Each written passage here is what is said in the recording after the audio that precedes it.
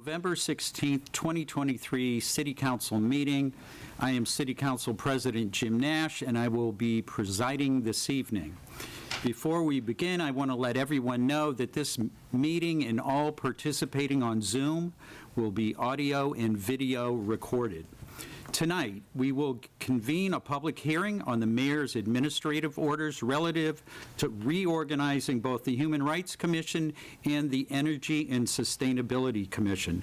And later in the meeting, City Council will consider approving this order. We will also consider an order to establish a residential factor of 1 for property taxes. We will also discuss a resolution in support of Picture Main Street. Due to a recent uptick in COVID infection rates, we are following the recommendations of Health Commissioner O'Leary to take steps to socially distance when meeting indoors. As you can see, the councilors here in council chambers are seated 6 feet or more apart. We are encouraging those in attendance to do the same, and for those who wish to wear masks, we have made them available on the desk near the entrance to the council chambers.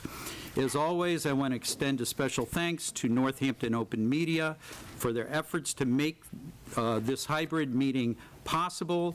I now call the City Council to order. Laura, can you please call the roll?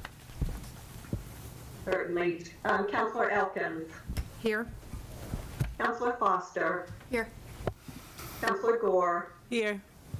Councilor Jarrett. Here. Councilor Labarge. Here. Councilor Maori. Here. Councilor Moulton. Here. Councilor Nash. Here. And Councilor Perry. Here. Council President, you have a quorum. Thank you, Laura. Now that we are convened, we will open the meeting with our public hearing, and once that is done, we will proceed to public comment. After that, if there are no objections from councilors, I would like to address things in the following order: announcements, the consent agenda, the administrative orders, the resolution, and then back to the top for the rest of the matters before us. So with no objections, I would like to get started with the public hearing. Can you just clarify that's not public comment? Yeah, the public hearing is not public comment. Per the Charter, Section 6-1, the Northampton City Council will hold a public hearing in hybrid format on Thursday, November 16th, 2023 at 7 p.m. in council chambers here at 212 Main Street in Northampton, Massachusetts. The City Council will consider proposed amendments to the City of Northampton's Administrative Code. Part 2, multi-member appointed organization, to 1, amend Section 15.0 Human Rights Commission to reduce the number of members from 9 to 7, and 2, amend Section 11 Energy and Sustainability Commission to add the Climate Action and Project Administration Director to its membership and designate the CAPA Director as ex officio chair. So that is the announcement. Could I get a motion to open the public hearing? Open the public hearing. Second. Motion made by Councilor Labarge, seconded by Councilor Perry. Any discussion on opening the public hearing?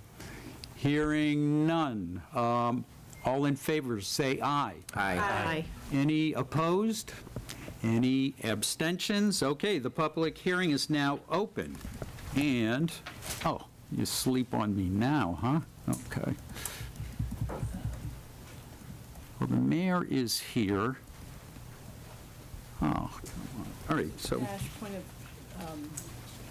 yeah. are we offering more chairs, or we want to keep it? More chairs. Oh. Trying to keep this. Oh, good. So, folks, there are more chairs over here that you could use to spread out and create another row. Or there's some here. Are there any health concerns? We could move. Yeah, I mean, apologies, I just thought we should go. Can't take me anywhere. Good one. Is there anybody else who would like to sign up for public comment? We can scooch.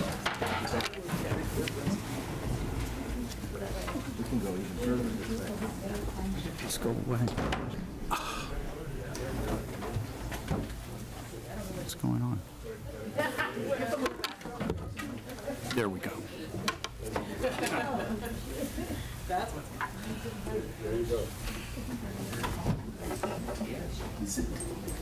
There's one there. Okay. So there's room here if anyone wants to. There's room here if there, and there's more chairs back there. Been a while since you've seen this room so full, huh? Right. Yeah. Okay.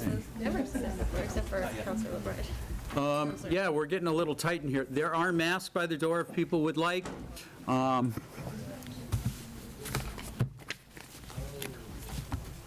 right, the public hearing is open. Mayor, would you like me to read your letter here to the council? Or would you like to do that? Or how would you like to do this? Whatever is the council's pleasure. I read the memo last time. I can read it again. I can just talk about it. Why don't I read it and then, because it was a nice letter, and that'll frame what it is, what the hearing's about. To the honorable members of City Council, pursuant to my authority under Article 6, Section 6-1 of the City Charter, I am respectfully submitting two attached administrative orders making the following changes to the city's administrative code. 1, reduce the number of Human Rights Commission members required by the administrative code from 9 to 7. Currently, there are only 2 sitting members of the Human Rights Commission. The commission cannot hold meetings because it cannot achieve quorum of its members. In my experience, maintaining large membership of boards and commissions is a struggle. Reducing the membership of the commission will reduce the quorum necessary to meet, and with two appointments, the commission will be able to rejuvenate the important role that it plays in promoting human rights in the city of Northampton. In addition to having a more attainable and sustainable number of members of the commission, I will be asking the Department of Health and Human Services to serve as the liaison to the Human Rights Commission. It is my intention that by linking the HRC to the work of DHHS, we will foster a more directed and defined approach to addressing human rights issues in Northampton. 2, addition of the Director of Climate Action and Project Administration, CAPA, department as chair of Northampton Energy and Sustainability Committee. Earlier this year, the City Council approved an amendment to the administrative order creating the CAPA department in furtherance of the aggressive goals to meet a 2030 target for carbon neutrality for city operations and a 2050 target for net zero carbon emissions citywide, as set forth in the Sustainable Northampton Comprehensive Plan, Resilience and Regeneration Plan.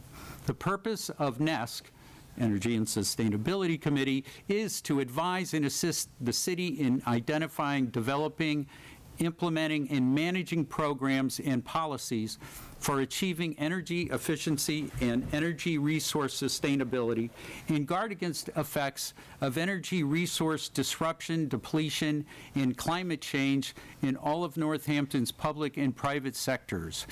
The synergy between CAPA and NESC complementary goals and purposes justifies the director of CAPA sitting on and chairing NESC. Thank you in advance for reviewing these proposed changes to our administrative code. I stand ready to answer any questions or provide additional information and respectfully request the City Council's approval of the attached administrative order. And here you are to do just that. So, so that's what's being proposed, those are the two changes to both the Human Rights Commission and to NESC. Are there any proponents? Do you want to speak to this, Mayor? Just give us Sure. I mean, I think you or I, by you, have explained what these are about. Maybe just a little bit more context, particularly around the Human Rights Commission one. As we talked about at the last meeting, this is, and as it talks about in the memo, this is to help with the challenge of reaching quorum, which has kind of been a long-standing problem with the Human Rights Commission to have enough members and have a consistent group of folks to lead on that commission. But that's really what the order's about, but this is also about taking a really exciting step for the Human Rights Commission and connecting their work with the Department of Health and Human Services and the work being done with the DCC and the other DHHS programs around human needs. And in the words of the DCC, on their focus on assisting people in the community with addressing racial and social inequalities, inequities, concerns, identifying and assessing resources to help meet their needs and provide ongoing support, end quote. So I'm hopeful that connecting the Human Rights Commission to that work with the DCC in particular will inspire residents to want to be involved and to apply to be on the Human Rights Commission, and that it will make for more satisfying and mission-driven work on that commission, which is something that we've heard. They've sort of struggled to find what their purpose is or find things to work on, and as I talked about at the last meeting, they are the only committee, commission, board that we have that isn't connected in some way to a city department to kind of help guide that work. So I'm particularly excited about linking them together, and I think I'm very hopeful that that's really going to excite people and have them want to be a part of that work. And then, I'm happy to talk about the NESC decision. It's a little bit more straightforward. We all have created this Climate Action and Project Administration Department, and it certainly makes sense to have that be connected to the Northampton Energy and Sustainability Commission. Director Mish, I think, is okay with not chairing any longer and moving to vice chair, so that the Climate Action Director Collins, would serve as chair. Thank you, Mayor. Any questions from the councilors for the mayor? Okay, Mayor, thank you. Thank you. Are there any other proponents in the room, folks in support of this administrative order? Are there any opponents to this administrative order? There are people on Zoom. Okay, let's see. I see Megan Peck. Megan, I think you're unmuted. Oh, no, you're not. Let's see. There you are. Megan, welcome. Thank you, Council President Nash. I'm just here to add to what the mayor has already said. I'm Megan, a Northampton resident, and I joined the Human Rights Commission in early 2019, around the same time as Councilor Maiori. I served as vice chair and then as chair until June of this year. I'm really grateful that the mayor wishes the HRC to take a stronger role in shaping and upholding human rights policies for the city. I do think that her proposed changes will mitigate the key challenges of recruitment and retention. And that's all keeping me know that the HRC is unique in that it tends to attract those with marginalized identities. 4 of the 7 HRC members in my final year were identified as BIPOC. They were employed full-time, they were caregivers, they had no prior experience in government career appointments, and majority of the members had been serving for less than a year. So in my 4 years, it's had frequent turnover, difficulty in meeting quorum, of course, and again, was one of the very few or the only municipal board without a staff liaison. So we've shared a lot of this, and it's been reported by this select committee to study barriers to service. So I'm excited that the mayor will formalize the HRC's connection to Health and Human Services. It's already promoting DEI and engaging with human rights issues in the city. It'd be great to have Commissioner O'Leary provide guidance and focus for the next version of the commission. And I think reducing the membership from 9 to 7 could also draw new members and stabilize the HRC over time. So thank you, Mayor Shara, for the leadership and the commitment to human rights work and this thoughtful initiative to revitalize the HRC. Thank you to the council for your strong support of the proposed amendments. Thank you, Megan. Okay, next, we have Joella Tarbutton. See if we can get you unmuted. Am I unmuted? You are now. Okay. Welcome, Hi. Joella. Am I? Yeah, welcome. Firstly, thank you. I didn't know much about the Human Rights Commission, so thank you. I'm actually kind of impressed, so I'll see if I can get the word out as well. I just wanted to say, I'm looking around, and where's the person who looks like me? I wanted to say something to the people who are outgoing, our city council. In particular, I wanted to talk about you, Jim, but Jamila in particular. I just wanted, she's a torchbearer, being the first African American on the city council. She was an inspiration to me, and I can just remember when I first started coming back alive and getting involved politically with the director for Kamala Harris, vice president, to get out and get involved. I saw her, we were walking in the same circles. Where I would be somewhere, people would say, "Are you Jamila?" And I would say, "I have a southern accent, there's a difference." And then I got to know her, and we have some very similar things, and I just am so very proud of her. I think she's a torchbearer. And on a very personal note, it was because of coming to these meetings. This is the first year I started coming to these meetings, especially online. I would see her with her fro. And guys, I don't know if I can tell you on a personal level, that was such an affirmation that inspired me to cut off all that relaxer and then go fro. And I want to inspire her from that. And so I just want people to also think when we're trying to live in this better world that we talk about and dealing with issues of racism and things like that, we have to also realize there's some internalized racism. And going natural was a big issue for me. It's very interesting. And I want to thank you for that. So, and also Jim Nash. So, What Joella. time is up? Well, no, so we're doing a public hearing on the administrative orders. This isn't public comment? Oh, So, well, so say, if you want to say nice words about me later during public comment, feel free. I was not going to interrupt you while you were saying nice words about Counselor Gore. well, again, thank you for But the you're off information on the topic. Human Rights Commission. All right. But do come back for a public comment. Okay. Got the hook. All right, is there anybody else, anybody here would like to speak to this? Anybody else in the Zoom? Speak to the administrative orders? Okay.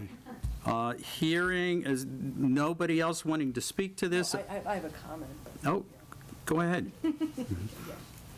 Yeah, this is, so Carol Collins has just started working with us on NESC, and she's just personally and professionally just a delight to work with. And I can just see, you know, when you do something new, you don't know where it's going to land sometimes, and this is an example of, you know, a lot of good mind power coming together, forming this department, and I'm glad that she's on NESC with us. I just want to name that as a policy, I do not support the idea of permanent chairs. I just, when that change was made under Mayor Narkowitz, I voted against it. I think it runs the risk of disempowering residents who are serving on boards. It could be top-heavy. And fortunately, we have an excellent staff, and this isn't happening. I have no fears about Carol leading us NESC. But I think when you make a policy, you have to think about down the road and what if you don't get the most stellar people running. So, but that's not what's before us today. What we're essentially talking about is switching from one permanent chair to another, and so Carol makes perfect sense in that situation, so I'll be supporting that. But I did have to name that. Thank you, Counselor. Okay. Counselor Foster. Mayor, I had a question, but I didn't ask it in time. Okay. Still here. All right, well, during the opportunity for questions. When you presented this before, and having talked, with people who've served on the Human Rights Commission, there's a lot of support, as you heard. I had brought up the idea of potentially having a liaison from the Disability Commission, and then I will admit I myself did not reach out to the Disability Commission, or, to people specifically about that. So I didn't know if that was something that maybe could be considered down the road, or if you'd had thoughts about that in the past 2 weeks. Thank you. I do think that is a good, a great idea, actually, to have a member. So I'd be happy to have someone propose an amendment on the floor when we get to the orders to include that. Thank you, Mayor. You're welcome.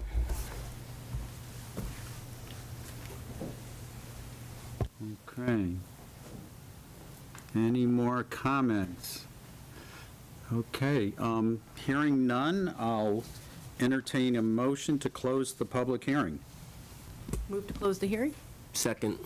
Motion made by Counselor Maori, seconded by Counselor Moulton. Any discussion on closing the public hearing? Hearing none, all in favor of closing the public hearing, say aye. Aye. Any opposed? Any abstentions? Okay, the public hearing has been closed, and now we are on to the next item on the agenda, which is public comment. So folks in the room, one more time, there's a sign-up sheet there. If you want to sign up, get your name on there. And I'm going to start reading my directions, which proved very helpful last week. Okay, we will now hear public comment. If you are present in council chambers and want to make a public comment, please put your name on the sign-up sheet at the podium. If you're joining us remotely and wish to make a public comment, please use the raise hand feature located on the bottom menu bar under reactions. If you are calling in by phone and you wish to make a public comment, you can raise your hand by hitting *9. If you're having trouble raising your hand, you may use the chat feature to send a message to Counselor Foster, who is helping manage the meeting. To ensure equal access and because of open meeting law, technical problems such as not being able to raise your hand are the only thing the chat function is used for, and the chat function will only be available during public comment. We cannot accept comment over chat. Private chat or chat only visible on Zoom during a public meeting is antithetical to an open public process and in violation of the council rules for public participation, and violates the spirit and potentially the law of open meeting law. If you want to submit a written public comment, please email it to citycouncil@northamptonma.gov, and it will be sent to all of the councilors and will be part of the public record. I will recognize those who wish to speak by alternating between people on the sign-up list here in council chambers and the folks queuing up remotely on Zoom. Before you begin, please state your name and your city or town for the public record. To ensure everyone has an equal opportunity to speak, the council limits comments to 2 minutes. You are in no way obligated to use the full 2 minutes, but if you do, after 2 minutes, I will ask you to please finish your sentence. And that tonight, Councilor Foster will be helping out with keeping time, and we'll be working together on that. According to the council rules, we do not respond during public comment, as it is your time to speak, so while your comments should be directed to us, you will understand when we don't respond. Our rules also state that counselors and members of the public shall conduct themselves with civility and respect at all times.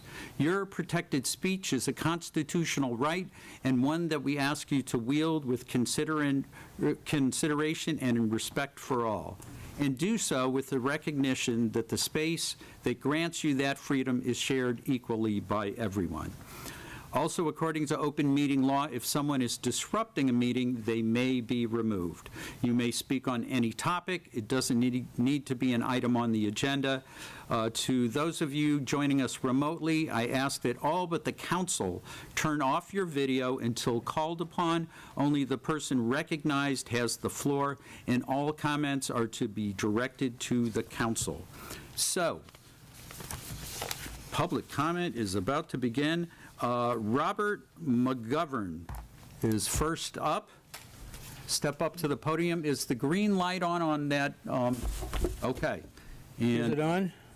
And Robert, you have the floor. Okay, but my name is Bob McGovern, and I'm a newcomer to town. I came here in 1977. I had too much to drink one night, wrote a bad check, and bought a bar. And that's Packard's. And to say that the end of the 70s, the 80s, and the 90s, Northampton was on fire, it was. And if you remember everything, then you really weren't here. What I've noticed over the years is we were the place everybody studied. They said, what was your secret? And the secret really was different people with visions. The Wayne Anderson, Thorns Market, the Pleasant Street Video, Alan Scheinman, Goldman, DeFazio. These people all had a vision, and they all invested in downtown. We got Dave Musanti that really started the ball rolling, and he'd walk the city every morning. I think the catalyst was Roger Kerwood at Fitzwillies. In this sleepy little town in 1977, all of a sudden, there was a spark. Nobody really knew what it was, what made it function. It was the people. Right now, the baby boomers, my folks, we had between 3 and 5 kids. The boomers, myself, 1 kid and a dog. So we're actually down about 2/3 bodies to walk around downtown. The sidewalks used to be filled with people. They're not filled now. It's nobody's fault in town. It's not the administration's fault. COVID, that really gave it a kick in the butt. I was recently down on Cape Cod, and my favorite place down in Orleans in the middle of town is closed 2 days a week now. Is that my... That's your time. You can finish your sentence. Simple line markings down Main Street, delegating there are 4 lanes, would really make things a lot easier to navigate, including for myself. Thank you for the time. I appreciate it. And Madam Mayor, thank you. Thank you, Bob. Okay. Next up is Kim L. Kim, can you hear me? Let's get you unmuted. Can you hear me? Yes, we can, Kim. Welcome. Okay, it's Kimberly Lambert. I live on Pines Edge Drive in Northampton. I've lived here since the 70s. I'm here because I'm not quite up to date on all the restrictions, the recent restrictions the City Council has been talking about regarding public comment periods. But I'm begging you, please, democracy is in danger, and we have to protect free speech. I think we have to put restrictions on hate speech, no Islamophobia, no anti-Semitism, no racism, no sexism. But you have to develop a plan to cut off hate speech at meetings. Please do not restrict topics during public comment. It's very important. Our neighborhood often has problems regarding traffic and the environment. We need to be able to come to the City Council and talk about that during public comment sessions. Please do not restrict topics during public comment and develop a plan to cut off hate speech at meetings. Thank you. Thank you, Kimberly. Okay, next up is Jonathan Fogelson. Good evening. My name is Jonathan Fogelson. I've lived in Northampton for over a decade now, and do consider myself new in town. I'm reading a prepared statement to respect this council and my time limit. I implore City Council to approve moving forward with the Picture Main Street project. I do so as both a downtown resident who drives, walks, bikes, and pushes strollers, and a practicing professional urban designer who's been teaching graduate-level urban design at the University of Pennsylvania since 2008. Nothing in the Picture Main Street project is experimental. All project elements are true and tested best practices, adequately customized to the particulars of our Main Street. From the perspective of a practicing professional and a resident that lives in a household with ages ranging from 4 to 89, this is the right project to advance. As proposed, the project would be near fully funded by the state's Department of Transportation. Close to 20 million non-local tax dollars are at stake. State funds flow much like water through the path of least resistance. If City Council does not support this project now, it would delay the project.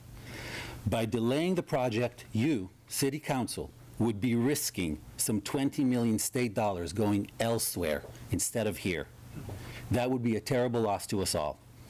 Instead of arguing about the project itself, we should all divert our collective talent, experience, and energy towards developing strategies to help support our Main Street residents and businesses through the project's construction. We all live in Northampton in part due to its thriving Main Street. Thank you, Bob.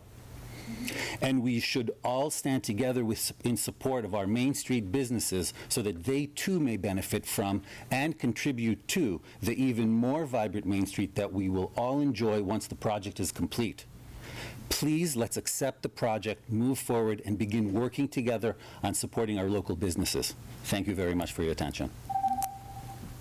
Wow, good timing.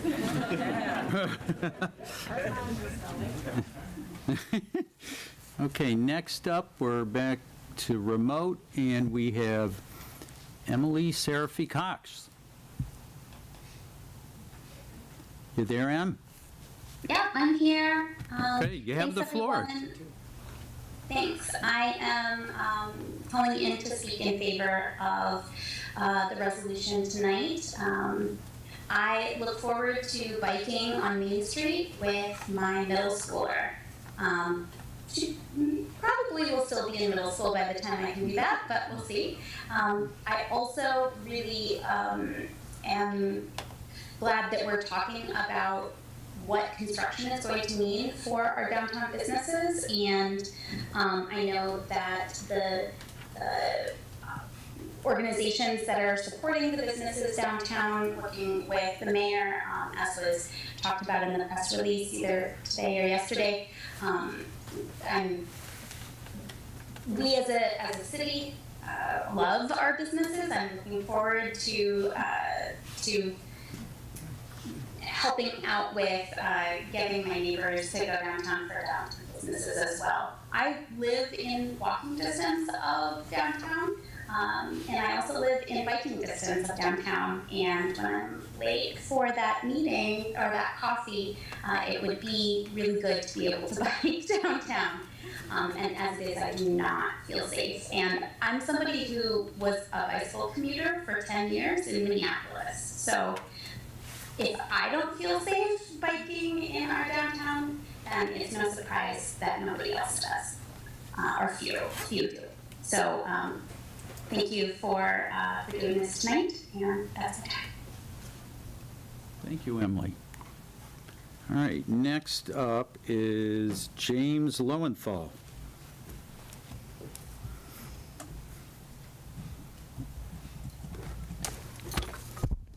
Good evening. I'm James Lowenthal. I live at 181 Crescent Street in Northampton.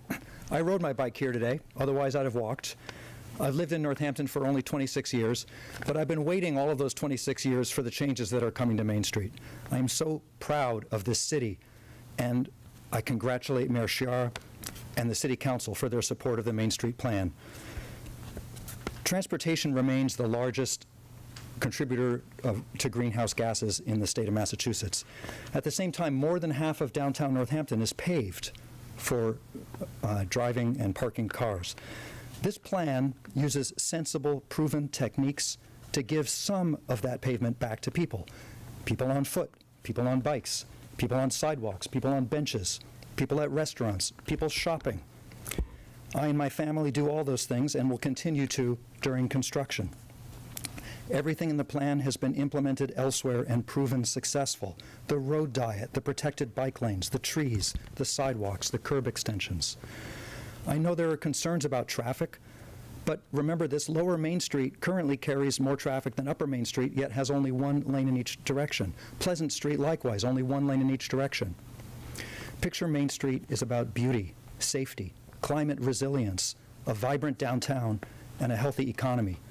I urge you to vote unanimously in support of Picture Main Street. Thank you. Thank you, James. All right, next up is Zoom user.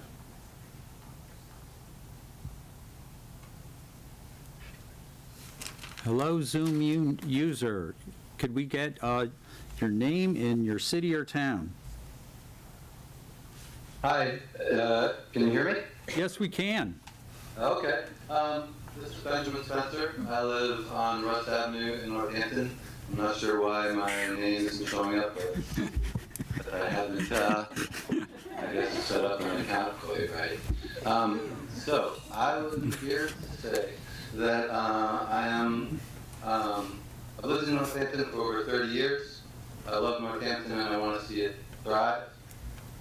And that's why I support the Main Street redesign project. I'm here to support it, hopefully for the last time. So like, be it passed unanimously and have us all move on to getting started. A couple reasons why I think the design is the best design. I think that the crosswalks are going to be safer. The reduced number of lanes will be less confusing for drivers and pedestrians who are trying to cross the street. 2 lanes in each direction currently is dangerous. One driver stops in one lane, and another driver decides to go around. We've all seen this happen. Someone gets surprised. It's not ideal. 1 lane in each direction eliminates that problem. People will be able to get across the street faster, which will help keep traffic moving, which I think is an added benefit. And so that's one reason. The other part I like about the plan is the separated bike lanes. I think those separated bike lanes are going to greatly encourage young riders, old riders, families, people on adaptive cycles to come into downtown and take their business downtown. Riding through downtown on Main Street right now, I don't mind it, but it's certainly not for everybody, and I could see why it would prevent some people from doing it. So I really think the separated bike lanes are going to be hugely beneficial both to the riders and to the businesses. It's going to bring a lot of people into town. Bicycle tourism is coming to our area in a big way. Let's see. I think that conversations about connected bike lanes, while our current bike path is Benjamin, tremendous. I think your time's up. All right. Well, I thank all the councilors for their efforts, and I thank the city for its guidance on this long process, and look forward to tonight's vote. Thank you, Benjamin, and thank you for being you. I wonder if he heard who you were. sigh of relief. Okay, next up. All right. Is there Henry Fairley? Do I have it right? Yep, you sure did. Thanks. Henry Fairley from Florence. I'm here about the tax increase coming. So my information is based on the paper. Jared actually gave me some new helpful information. My tax bill is $13,500. This new increase would add another $1,000, so it's $14,500. I get no SOAR from Northampton. They didn't want to put it in our street. I pay the storm sewer bill, even though my house is downhill from all the water, I pay the maximum amount. The assessed value is going to go up 12.5%. I have no problem with that. The tax rate's going to go down 4%. So if you do the math, either one of two things will happen. Either the city will have a boatload more money to spend, which I don't think is the case, speaking to Jared. So it means that the commercial space is going to pay pay all that money, and the property tax owners and the renters are, I don't know, I think you're driving them out of town, and I think the commercial space should pay some of that. And I know you're set for the single tax, and I understand why you do that, and not saying that's bad, but it's a lot of money. So I'm assuming you set the tax rate that you're going to make it so everyone's bills are the same as they are now, and that they're not going to increase? Or no, the total money will not increase that the city has.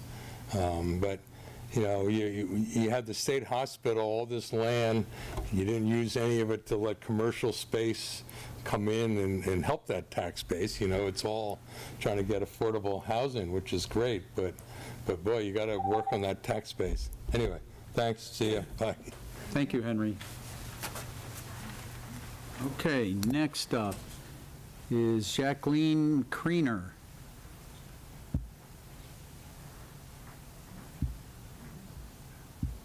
Welcome, Jackie. Thank you, Council President Nash. My name is Jacqueline McCrainer, and I've lived in Northampton since 1977. Democracy in Northampton is when we, the people, have a voice. It is when power is shared with all the community stakeholders. It is when city staff and elected public servants engage the community and encourage participation time after time after time. It is when all voices are heard who wish to participate. It is when the media portrays different views equally and without bias. It is transparency and accountability in city decision-making processes. Democracy in Northampton is when there is respectful dialogue between City Hall and residents. It is when the elderly and the disabled have a true voice. It is when safety for the most vulnerable is prioritized. It is when opposing views are listened to with thoughtfulness and consideration and acknowledged with respect. It is when commitments are honored and upheld. Democracy in Northampton does not exist just because the mayor says so, as stated in the recent opinion piece. Democracy in Northampton is when it is demonstrated, not dictated. Thank you. Thank you, Jackie. Okay. Next up is Steve Harrell.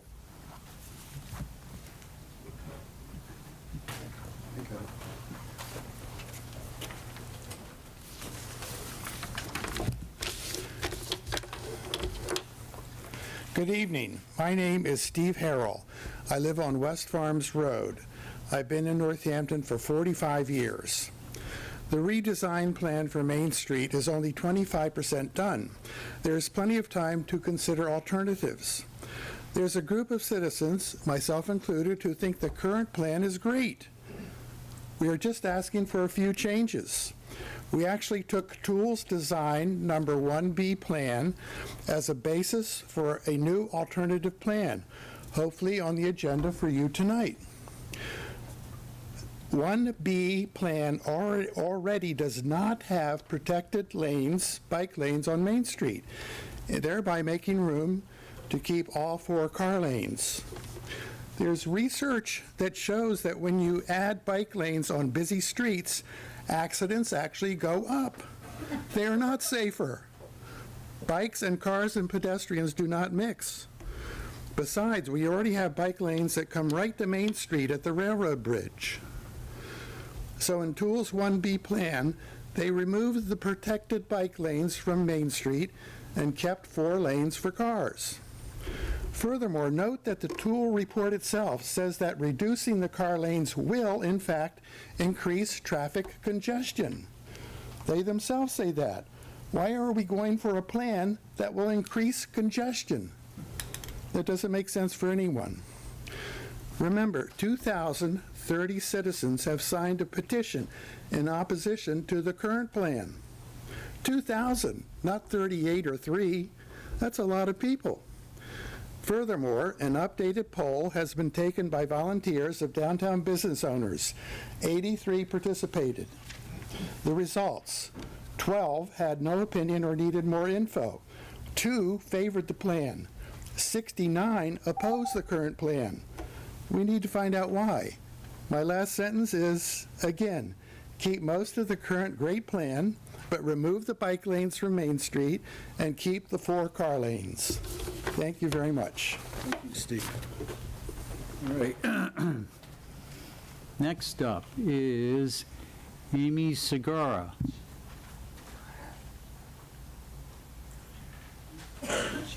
Welcome. Hi. My name is Amy Sugihara. I'm in Florence, Massachusetts.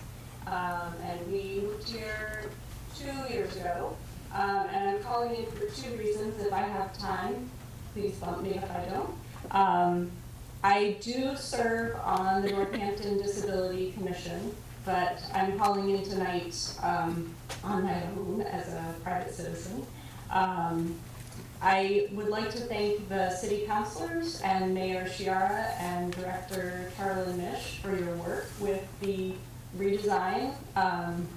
I've spent some time talking with folks and reading the proposals, and I really appreciate, as a wheelchair user, I really appreciate some of the changes that will be coming to the downtown.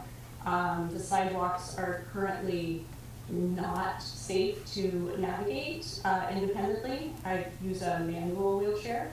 And some of the curb cuts and routes that have raised some sidewalks in different places have made it kind of dangerous to navigate solo. So I really appreciate the new and wide sidewalks that are coming, the shortened crosswalks, and the curb cuts that are coming up so there won't be a big pitch as you're crossing sidewalks. So no plan is perfect, I recognize that, but I think overall this will be really beneficial for a lot of folks. So thank you for your work. And the second one that I just want to put a plug in for, Councilor Maori and I worked on No Mow May a couple years ago, and to tag onto that, as the leaves are falling and are everywhere right now, there's a movement called Leave the Leaves. So I just wanted to put that out there for folks to look into. Thank you, Amy. Thank you. Okay. Now we're back in the room.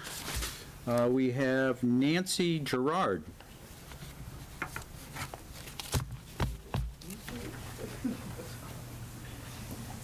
Hello, my name is Nancy Gerard. I've lived at 71 Federal Street for 42 years. I'm here in opposition to Picture Main Street as it stands. I'm wondering where traffic will go when there are 2 lanes going east and west. When I leave my home on Federal Street to go anywhere, I'm usually held up at College Lane, and it takes about 4 lights before I can transit. That's one thing. How will you deal with traffic? That hasn't been answered clearly as far as I'm concerned. How will parallel parking work when very few people, and I could ask everyone in this room, how many of you can efficiently and accurately parallel park? I can. Not many. That will hold up a lot of traffic when it's 1 lane going east and west.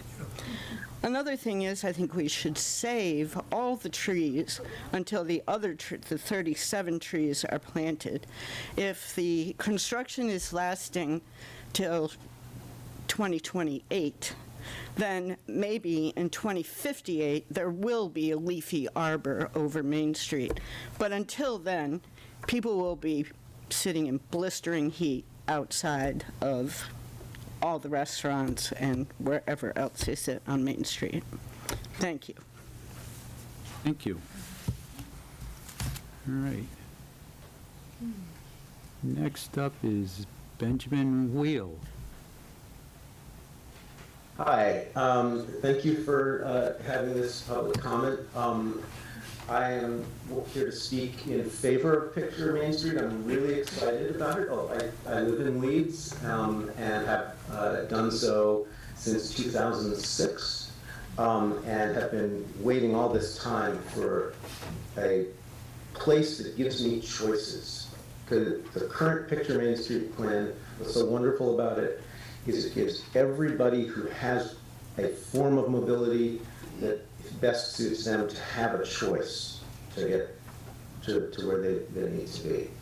And so that's something that is not currently in place in this very car-centric current downtown design. I want to say another thing about democracy, since that has been brought up a number of times.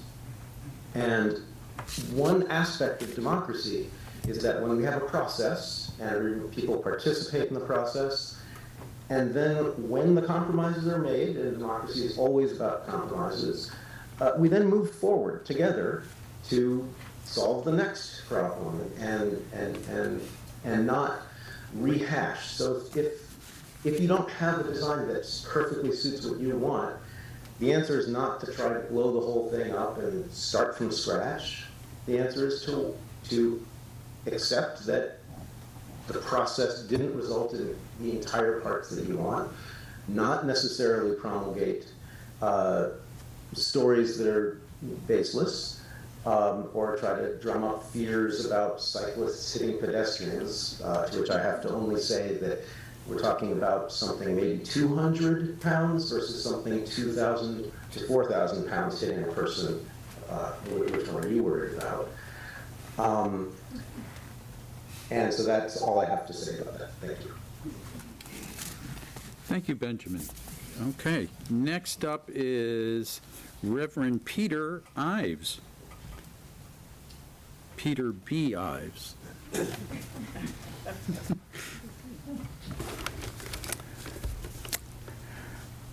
I am the Reverend Dr. Peter B. Ives of Dryads Green in Northampton, and I live on Ward 2B.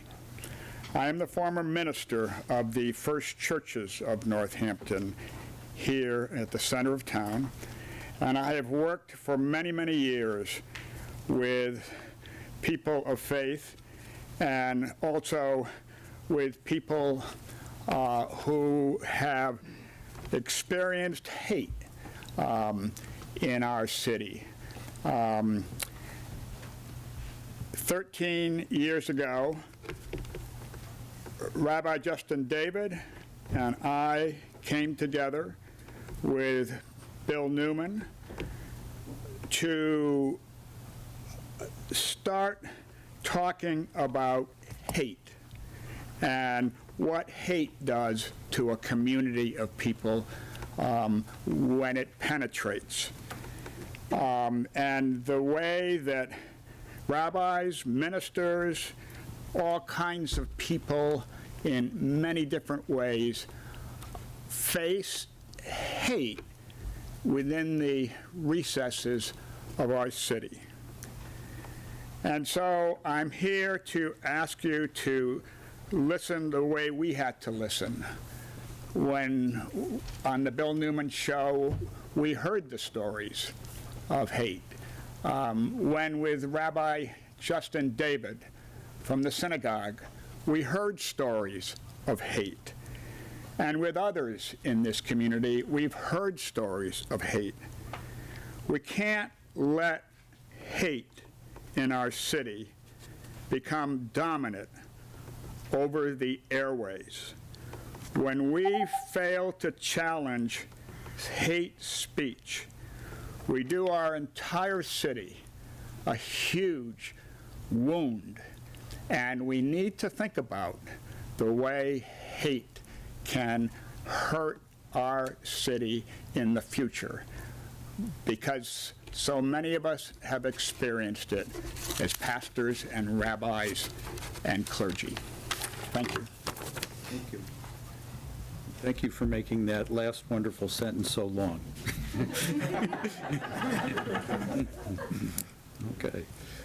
Next up is Noah Leaf. Hello, can you hear me? We can hear you, Noah. You have the floor. Okay. Thank you. Hello, I'm Noah Leaf from Northampton, and I'm one of the co-chairs of the Northampton Youth Commission. I'd like to speak in support of the Picture Main Street project. The Youth Commission voted yesterday to officially support this project, and I'd like to share some of the reasons why I support it personally. Firstly, I think that the addition of safe bike lanes to Main Street would be extremely beneficial for young people and for the town in general.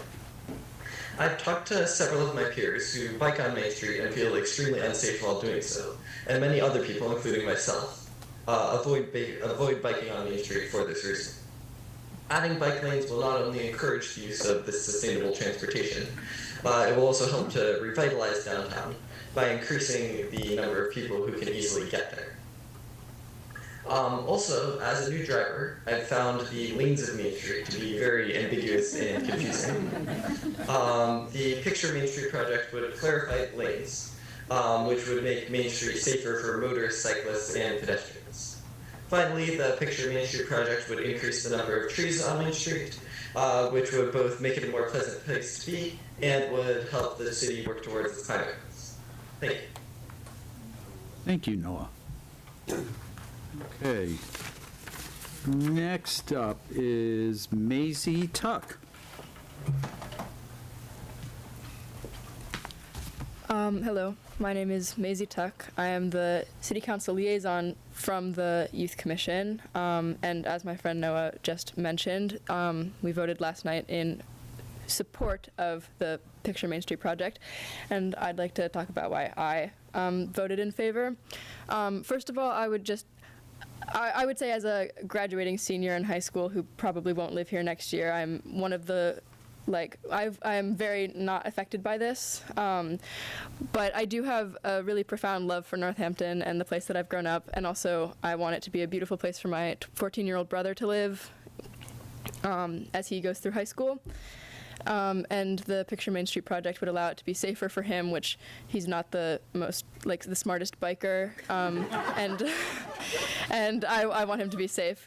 In addition, even though I myself won't live in Northampton, I do live on this earth, and the Picture Main Street project would, the environmental benefits are massive and would help Northampton become more sustainable in the future. Finally, I would say I have a fair bit of experience with the town's unhoused population. I've volunteered at Cathedral in the Night at First Churches for over 2 years now, and I don't have statistics on this, but I feel as though unhoused people are probably in more danger from cars and the dangers of downtown than others, and I want Northampton to be a safe place for them as well, and the people that I've met who where this is the place where they live and they need to have a safe environment. Yeah, that's about it. Thank you. Thank you, Maisie. Okay. Nobody's queuing up remotely at this point. Next up is Jess Slavin.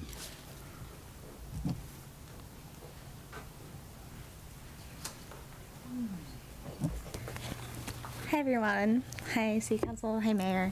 I'm Jess Slavin. I'm here to speak in support of the Picture Main Street project. Something that has kind of been alluded to today is safety. One of the reasons we got these funds was because Main Street is one of the highest crash ratings in Massachusetts right now. As of right now in Massachusetts, we've had almost 300 people killed on our roadways. 6 bicyclists have died in Massachusetts this year. One of them was in Holyoke. 2 years ago, we lost Charlie Braun. I was bicycling right where he died right afterwards. I remember going up to the police officer and asking if the bicyclist was okay and scanning the road to make sure that it wasn't a bike that I knew. I know that every time I go onto the road or someone that I know is out on the roadways, that they are taking their lives in their hands. The Picture Main Street project provides dedicated sidewalk-level bike lanes that are proven to be safe. This Sunday, November 19th, is World Day of Remembrance for traffic victims. Across the Commonwealth, folks are commemorating those who have died on our roadways in all modes. We know that infrastructure changes are one of the ways to make our roadways safer for everyone, no matter what mode of travel you are taking. I'll personally be going down to Springfield. Walk Bike Springfield and Walk Bike Holyoke are doing a joint World Day of Remembrance event at 1 p.m. at the Springfield Public Library, where a librarian was killed a few years back on State Street crossing the road, which was super tragic. And the Picture Main Street project has the ability to make our downtown safer for all. Thank you. Thank you, Jess. Okay. We'll stay in the room. Claudia Lefko. Been sitting so long I could barely get up. Claudia Lefko, 40 Valley Street. Since everyone seems to be weighing in, we've been here since 1977, and I'm a regular bicyclist on my 3-speed. And if people rode up Pleasant Street with the traffic pressing behind you as I do to get to Main Street, you would be relieved to get to Main Street rather than worried, because I think Pleasant Street is much more dangerous. Saying something is so doesn't necessarily make it so. You, councilors, and the mayor continue to say there's been plenty of input and opportunity for the public to participate in the discussion about Main Street. Nonetheless, there are lots of people, 2,000 who signed the petition, and major stakeholders like downtown business and property owners who feel this is not the case. Given this, I don't understand why the council or the mayor's office isn't willing, even now, to sponsor or at least stand behind a public forum or a hearing to answer the myriad of questions being asked. What is there to lose? I'd like to hear, for instance, from the DPW about where the snow is going to go and hear their plan. Do we need new equipment? What will that mean for the budget for Main Street? I've come here and asked for this meeting a number of times to City Council over the last months, but nobody has responded to me. So I walked over to the Senior Center and I asked Director Kim Park if we could have a meeting there, informational and moderated. After some time, she wrote that she'd forwarded my request to Alan Wolf in the mayor's office. It's city property, and she's a city employee. She needed permission. Mr. Wolf denied my request, saying the center was reserved for senior activities only. Of course, that isn't really the case. Anyone could go to the to the senior center for a COVID vaccine, for instance, or we just voted there. Personally, I feel supporting the political, social health of our city is as important as supporting the good physical health. So I'm urging you once again, this is my last sentence, once again to hold another meeting, not a presentation, but an informational meeting with questions and answers, facts and figures. This is the way we can move forward, and this is how we'll get the broad consensus we need to endure what's going to be a very trying project. Thank you. Thank you.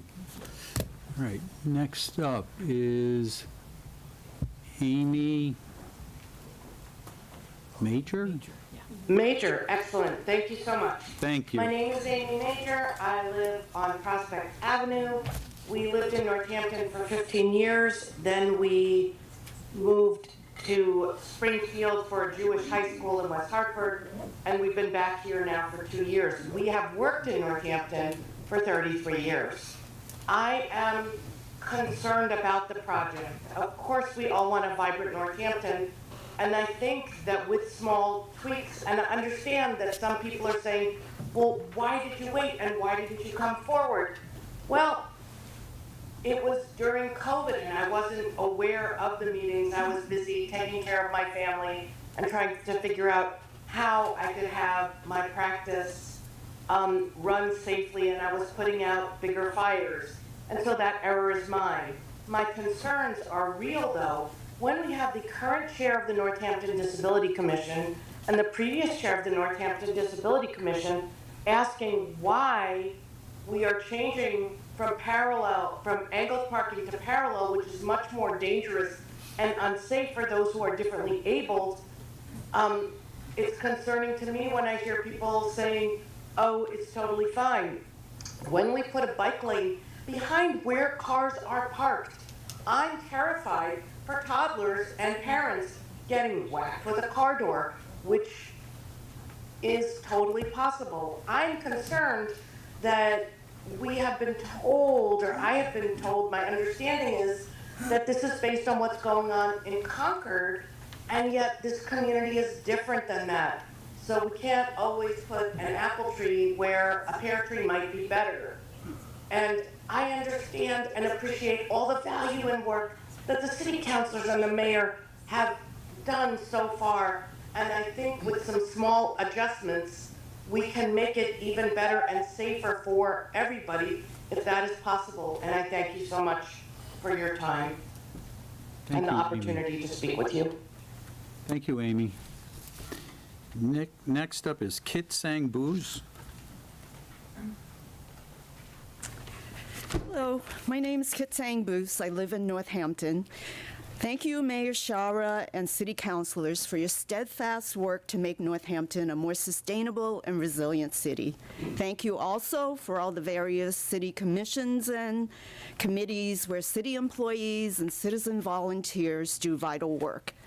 The groundwork is done. The process has resulted in a Picture Main Street 25% design plan based on data and research and grassroots participation. I was part of that. I am so looking forward to see it coming to fruition. Downtown safety got MassDOT's attention and money, but I think two of the biggest challenges facing Main Street is climate change and online shopping. Picture Main Street will offer an inviting and engaging and safe experience to people, no matter how they choose to arrive downtown. It is people, happy people, who will revitalize businesses by spending money there instead of clicking on a virtual shopping cart at home. As for climate change, we need to cut transportation carbon emissions. We know from experience that adding lanes to a road does not decrease traffic or congestion for long. It just induces more people to drive. We know that when streets are narrowed, cars slow down, and fewer pedestrians and bike injuries and deaths occur. The infrastructure really dictates its use. Electric vehicles are deemed to be our climate savers, but even if all our cars suddenly became EVs, we would still be sitting in traffic, probably alone, because that's American car culture. And EVs are only as clean as the source of its electricity. I want to put a plug in, no pun intended, for the bus. Better yet, an electric bus. Buses move many more people. Can I just say something really quick? I want to end it with a quote from Thomas Edison, who said, As long as it's one sentence. okay, when you only see the present, you are guaranteed to be part of the past. Your own fortifications locked you in. So I ask you not to lock us in by, locking us into the past. Thank you. Okay, next up is Jim Winston. Hi, good evening. My name is Jim Winston, Ward 2. Lived in Northampton all my life. And I think what everyone has in common, everyone that's spoken, that's in this room, that's on Zoom, certainly the mayor's office, city councilors, we all want a vibrant, safe Northampton. Nobody's disputing that. And I think that there's an opportunity to work together to bring this home. And I'm sure you're going to be voting on the resolution tonight and probably approving it. But that doesn't mean that 25% of the plans may be in, but there's still room to work. So there's going to be a request for a presentation tonight, a short presentation, 15 minutes, on alterations to 1B, which was one of the tool design proposals in the beginning of this back in 2020 or 2021. And one of the issues back then was the question about funding, whether that would have funding if there weren't the protected bike lanes. But if there are modifications to it where there's bike loops, and it'll be in the presentation of how to connect the bikers to Main Street, there could be that funding. And these modifications can make Main Street safer in many, many ways. There's actually some alterations that are architected to 1B. Originally, it was going to have angled parking on both sides, and under our plan, there would be parallel parking on the north side of Main Street as it's currently planned. But there's questions in terms of the protected bike lane for only 0.4 of a mile, and the studies show the protected bike lanes have to be protected more than 0.4 of a mile, because then that protection ends. There's also 9 intersections which are uncontrolled where bikers could be in jeopardy because there aren't lights there. So all we're asking is that you listen to the proposal, you vote to hear the proposal. If there's things that you like, that the city likes, that you go back to tool, and if it gets the funding, maybe these can be incorporated to make everything safer for pedestrians, bikers, motorists, everyone involved. We all want a safe, vibrant downtown with shade trees. We're all in favor of that. Thank you. Thanks, Jim. Okay, next up is Jeff Sternal.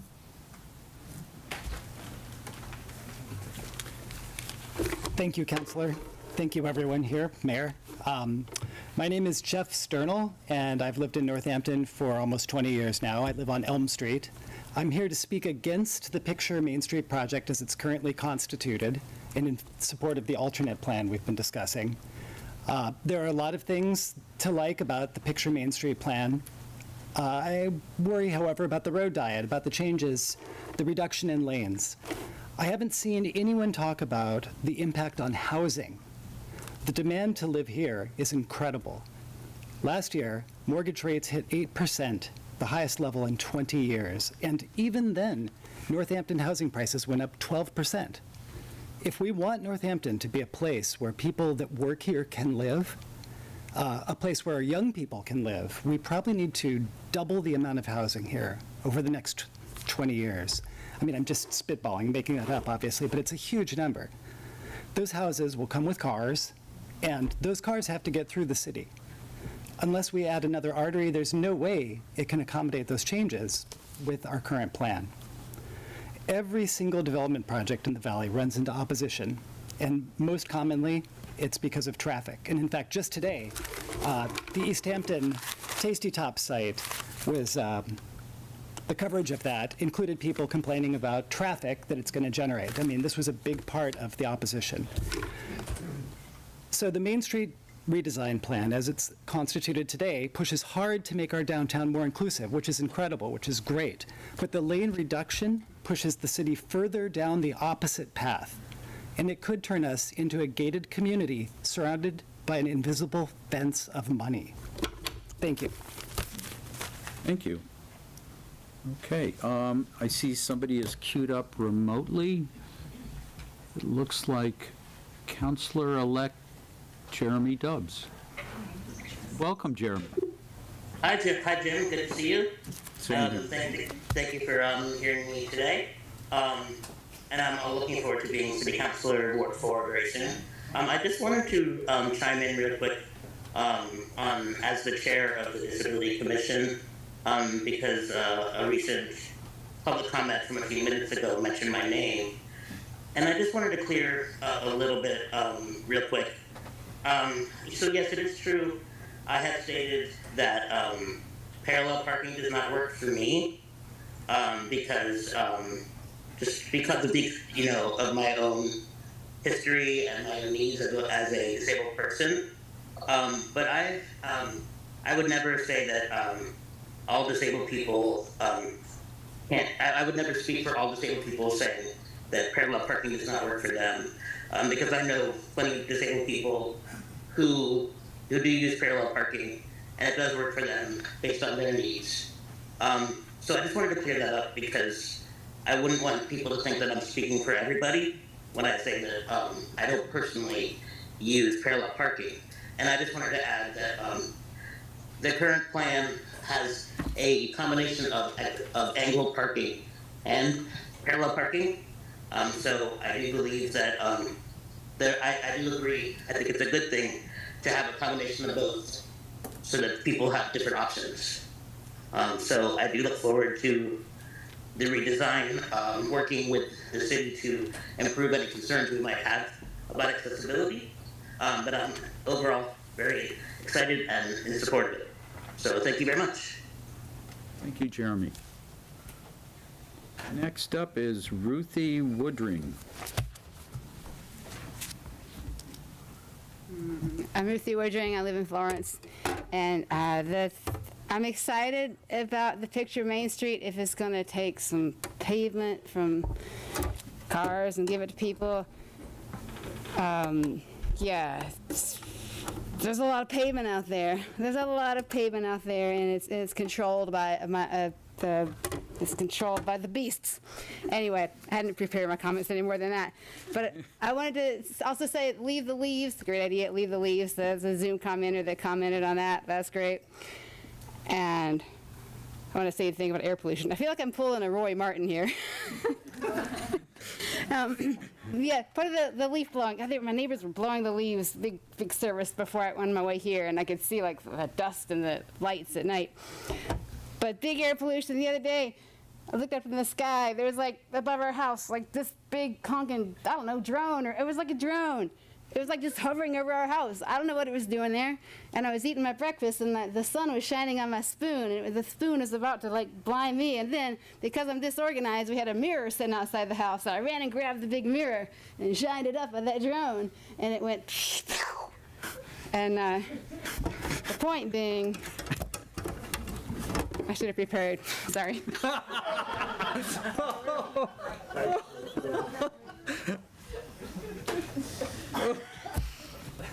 Oh. Okay. Next up is Laura. How many minutes are we into public comment?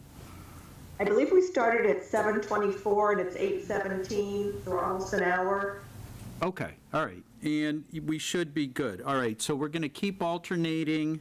And then 1, 2, 3, 4, 5, 6, 7 more on the list. Is there anybody else in the room who's hoping to make a statement tonight? Okay, so we have one more. All right, I think we're good. Oh, Joella showed up. Okay, no, that's good. All right. All right. She just raised her hand just like that. All right, Ellen Vollinger. Thank you. I'm a new resident of Northampton, but my family's roots go back to the mid-1800s, and I'm a proud product, as my grandfather and mother were, of the public school system. I live in Winthrop Street in a house that my family's occupied since 1926. I would very much hope that the incumbent council people would take very seriously the requests that have been made to consider some of the alternatives to the plan and some of the adjustments. I think it would go a long way to healing what I am hearing from longtime residents of Northampton, of alienation about this particular proposal. Just calling something Main Street or picture Main Street, branding it doesn't necessarily mean that it's sold to the people who are residents here. And I think making some modest adjustments, such as Steve Harrell pointed out, I think would go a very long way to restoring some much-needed trust that I'm hearing from some longtime residents a lot of misgivings about the particular proposal. So just hope that you would consider some minor adjustments. Thanks so much. Thank you, Ellen. Next up is Ronnie Gold.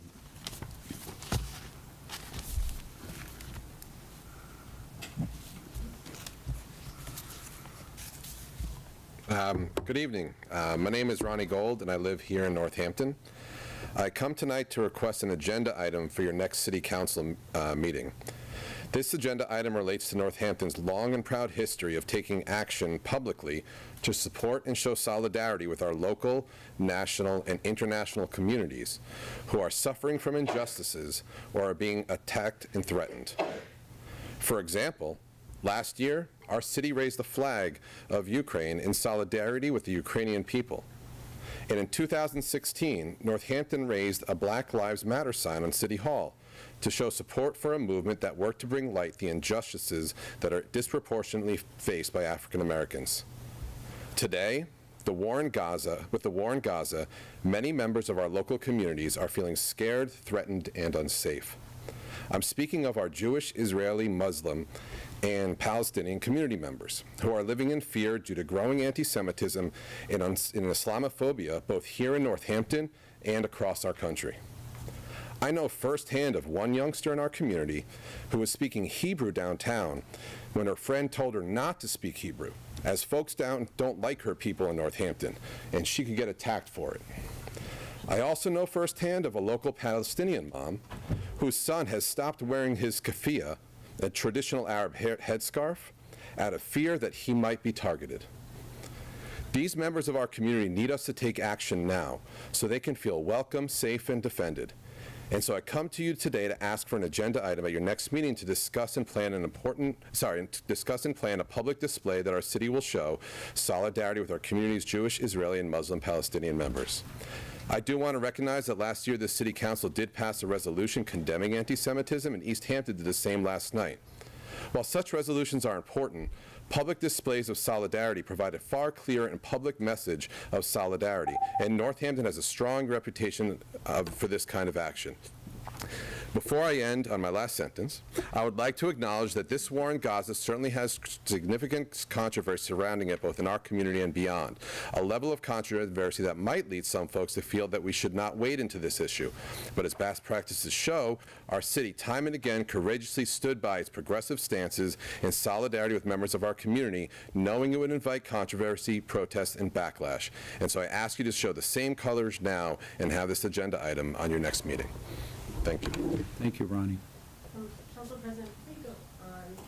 I think they can't. Laura, can you ask Laura if she could hear him on Zoom? Laura, can you hear us? I don't think she hears. That told me that they couldn't hear on Zoom. Yeah, that you can't hear on Zoom. So that must have just happened. yeah, but I think Isley's working on it. I think. Oh, Laura can't. Is Laura not the host? Yeah, we got muted by a host. Who's the host? Did I hear? Laura is the host. Can you unmute on the main? What am I doing? The Oh, up there? That got muted? What happened? What did I miss? Can you hear us? She held up a sign that said, "I can't hear." Oh. Can you hear now? No. But why can't she unmute? Someone muted me and it doesn't notify me when I'm muted. Where's the keyboard? Now they can hear, but. Yeah. One of us may have done that muting for public comment. We won't do it again, Isley. Yeah, we were good. I think. What did we mute? We muted the government Zoom computer. Somebody. What happened? This is going so much better than last time. Okay, next up is Joella. I didn't hear anything from the last guy, but I hope to hear it in the replay. I just wanted to say, everybody, thank you for letting me speak earlier, and I just wanted to say I'm in support of the picture of Northampton. And very impressive stories both ways, and I just appreciate the fact that we can get together and we can talk about it, agree or disagree. We're still all trying to do what's best for this town. And again, I want to thank all the city councils, for the outgoing city councils. Thank you. I got wonderful getting to know you, and I welcome wholeheartedly the new councilors. And let's just do what we can to make Northampton picturesque and nice. So thank you. Peace to everyone. My birthday's tomorrow. I pray for peace. Thank you. Happy birthday. Give compliments, we are promised. No, she'll do a she's good. Thank you, and happy birthday. Okay, we're back in the room again, and we have Linda Gauthier.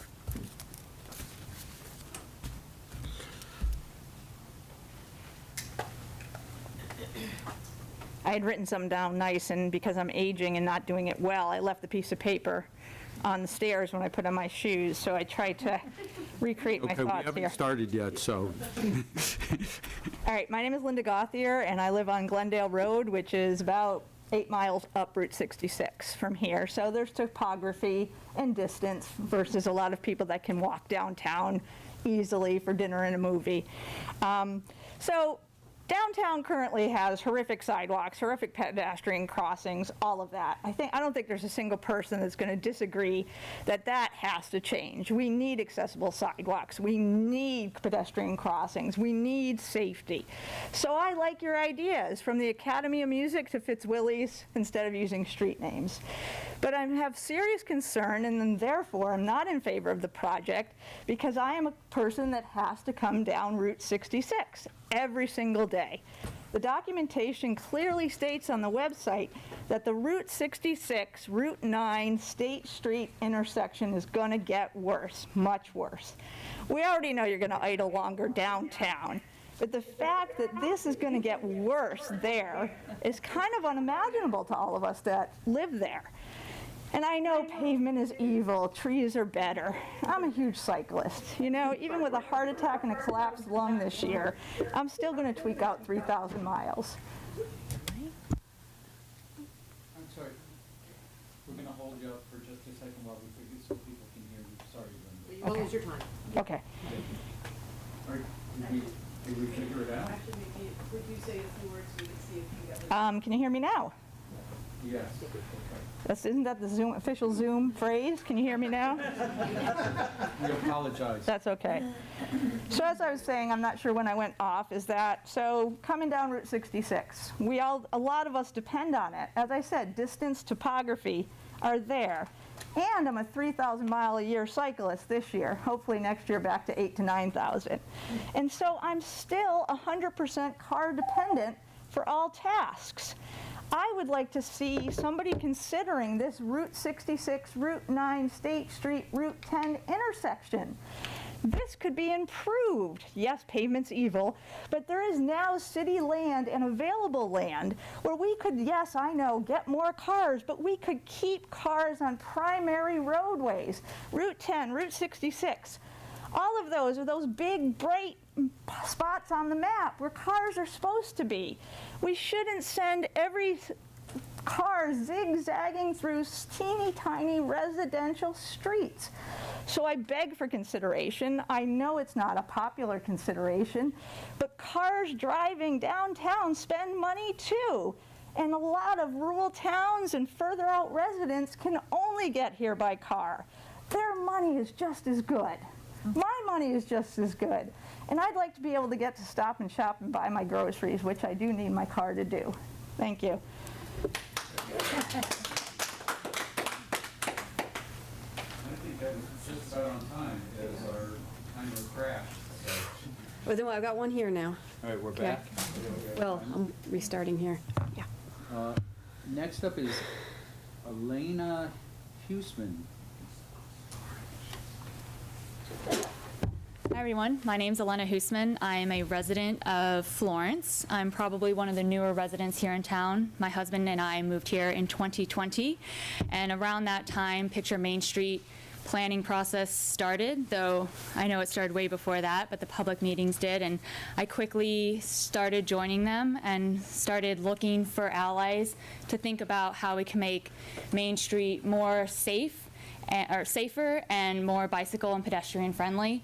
I most recently moved from Boston, and I was a bike commuter for years and years, year round.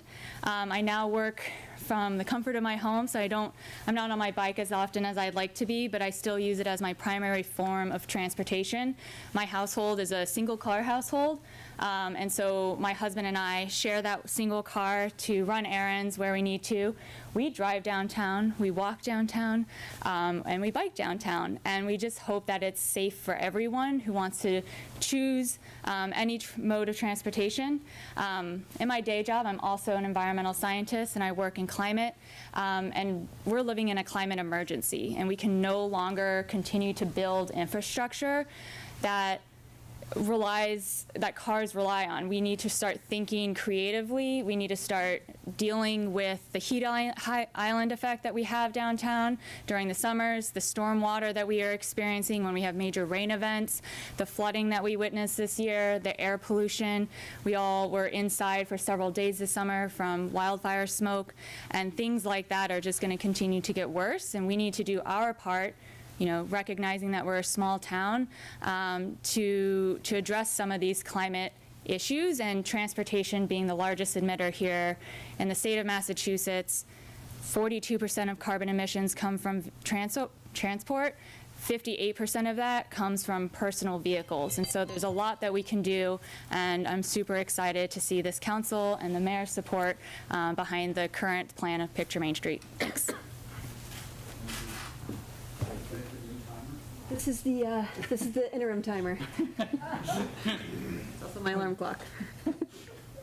Okay, next up is Susan Grant.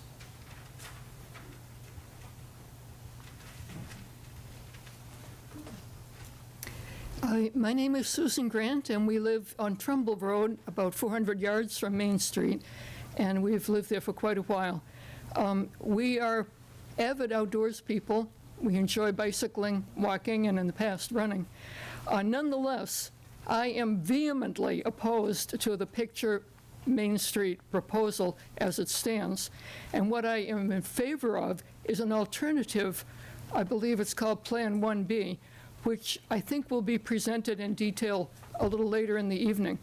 The alternative offers a way for people to bike downtown and use a new loop to get from the existing bike trail onto Main Street, do some shopping, go to the restaurants, and get back out on the bike trail instead of having one of these idiotic so-called protected bike lanes that runs between the curbstone and the parked car.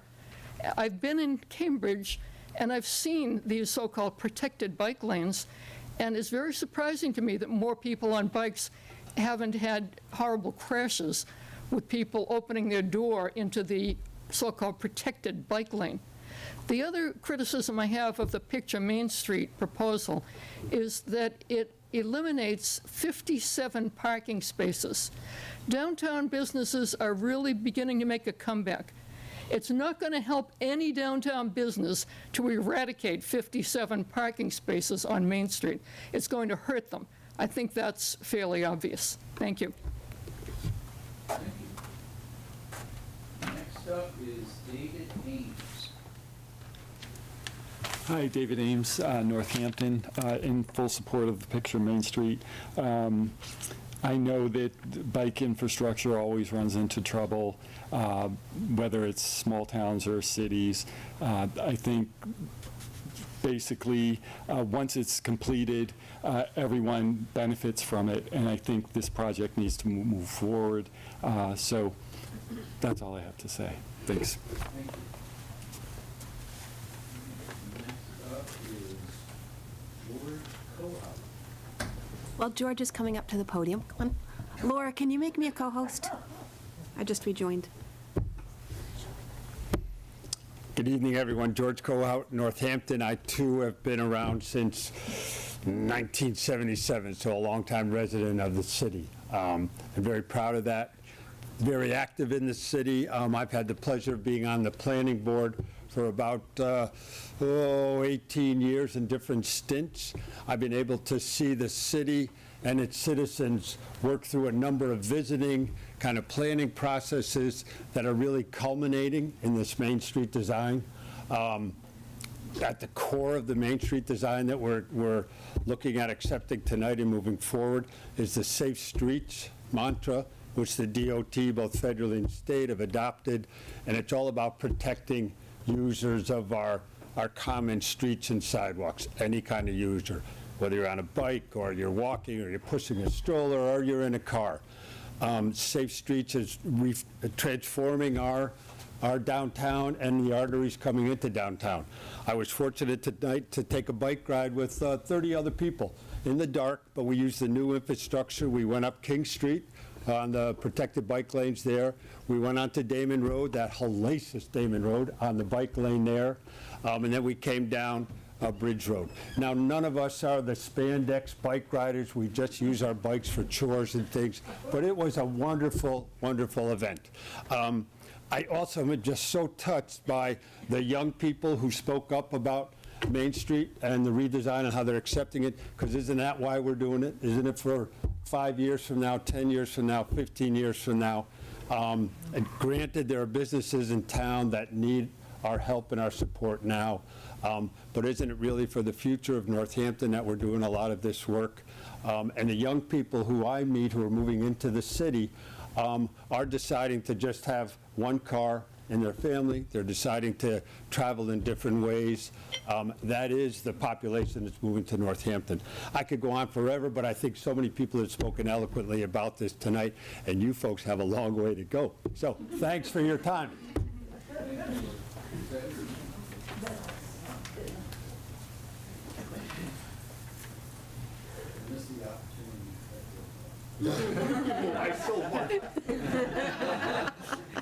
Next up is Stephen Ilse.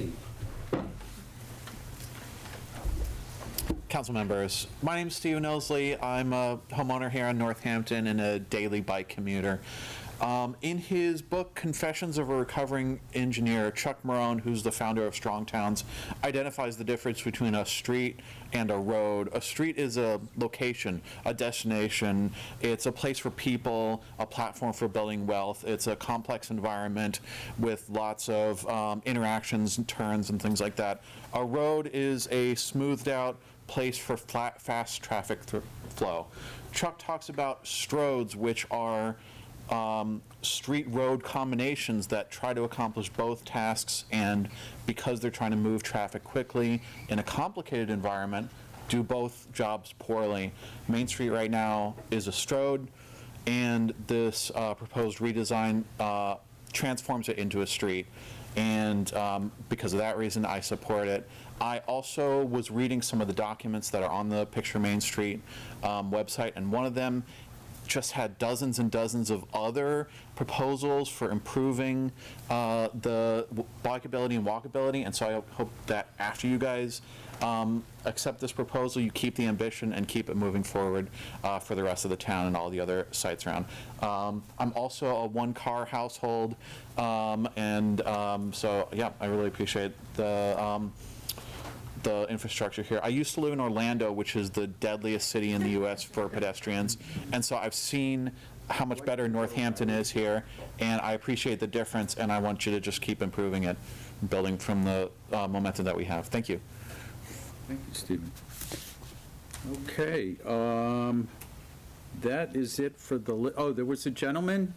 Please come up. If we could get your name, because you're not on the list. Yeah, sorry, I came in late. That's fine. I wasn't able to sign up. My name is Richard Chu, and I live here in downtown at the Old School Commons. So I've lived here for 20 years. I moved here from California. So I'm speaking not in opposition to improving or revitalizing downtown Northampton, but to appeal again to the leaders of this city, whether it's the mayor or the city councilors, to listen to concerned citizens about the current redesign project.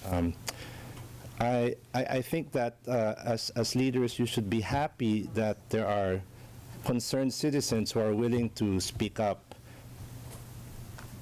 and participate and get involved, in the decisions that the city makes. And so all this group is asking is for that opportunity to share what their ideas, because we all love Northampton. I don't think that there is a strict division between this group and that group. We all care for safety. We all care for improving the climate. But we also have to be practical. Like, I drive to my work at UMass every day, and I drive through Main Street every day. And if I see that it's going to be just one lane, then I really am worried about traffic. And I'm also worried about people who want to visit Northampton from afar, visitors who would come here with cars. I'm an avid traveler. If I go to Hartford or to Boston, and I'm just there for a day, and I'd like to be able to go visit my favorite restaurants or stores, and find immediate parking and not have to go to a parking garage. So if we want to attract people from outside, then we have to make Main Street accessible. Is that my time up? Okay. So again, I appeal to all of you just to give us a chance to share what we have to make our city really great. Thank you. Thank you, Richard. Okay. Is there anybody else in the room here or on the Zoom who would like to speak for public comment? Okay. Going once, going twice. Public comment is over, so now we're going to proceed through those items that I outlined earlier, and We have a 5-minute recess. yeah, 5-minute recess. How's that? Let's make it a 10-minute. Very generous. We have a lot of people here, so we will come back together at 8:51.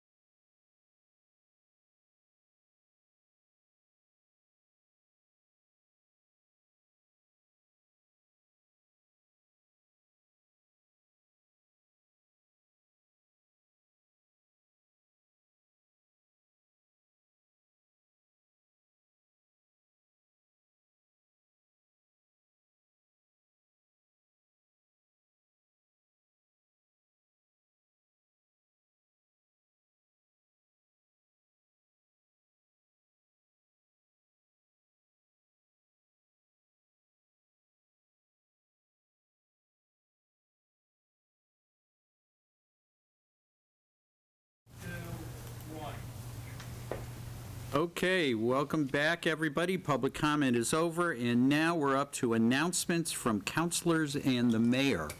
Councilors, any announcements? Councilor Jarrett. Thank you. I wanted to take a moment to firmly denounce the hate speech that we and the other boards have received, targeting Black, Jewish, LGBTQ+, and other community members, and also announce that we will be discussing in legislative matters on November 27th at 5 p.m. We'll be discussing Council Rule 4.8 regarding public comment. That will be in person at City Council chambers and also on Zoom. So we welcome everyone to come and let us know your thoughts about whether there should be any changes to our public comment procedures. Legislative Matters is also going to hold on December 11th. We'll be continuing the public hearing on the proposed lighting ordinance. So that has been continued to our December 11th meeting at 5 o'clock. Thank you. Thank you, Councilor. I bet Councilor Maori's got something she wants to say about the finance of this thing. I do, but some things aren't finalized. But Oh, okay, all right. perhaps I could, yeah, just, we have some things we're still finalizing about it. But I will announce that we are having our second annual budget listening sessions for the Finance Committee, the Council Committee on Finance. And these are sessions for us really just to listen. It's aspirational. We don't, the budget process is not started, but we like to just hear from the community before, and hear what's on their mind before we go into that process starting in January on. So it's going to be by Zoom, 6 p.m., and it is Tuesday, November 28th, and Wednesday, November 29th at 6 p.m., and the virtual meeting link will be on the city website. I hope you'll join us. We learned a lot last year, and it kind of stayed in our minds through the process, and we kind of held the priorities of the community when we went going forward. So again, it's just really for us to listen. It's, we answer clarifying questions, but we're really just there to hear from you. Thank you. Thank you, Councilor. Any other announcements? Councilor Perry, and then the mayor. I just wanted to announce that the next Community Resources meeting, which is November 20th, Monday at 5:30, we have the pleasure of having our state representative, Lindsay Sabadosa, there to come and speak with us. So it will be here in the council chambers, but also available in hybrid form on Zoom. So please come join us. Excellent. Thank you. Mayor, all right, Councilor Foster. Okay. I would have waited, Mayor, but Councilor Jarrett, thank you for saying what I think many of us were thinking. I wanted to join you in denouncing the hate speech that we heard not only at our last meeting, but at some other subcommittee meetings. And it's incredibly disturbing to have, a public platform be used in that way. And so I just wanted to stand with the members of our community who have been targeted by that speech. And also just as a reflection, this last hour and a half of public comment has been really, I think, what we all envision when we open up a forum for public comment. There has been disagreement, vehement disagreement. There's been, ideas presented and involvement and engagement, and that makes us a much stronger community. And I just would like to thank everyone who participated tonight in that.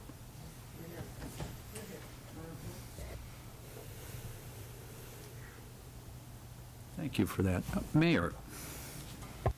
Thank you. Good evening, councilors again.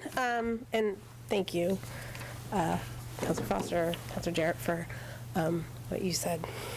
So I am proclaiming Small Business Saturday on November 25th.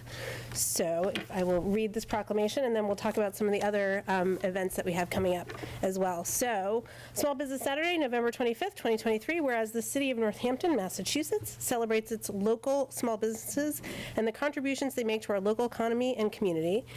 And whereas, according to the United States Small Business Administration, there are 33 million small businesses in the United States. Small businesses represent 99.7% of the firms with paid employees.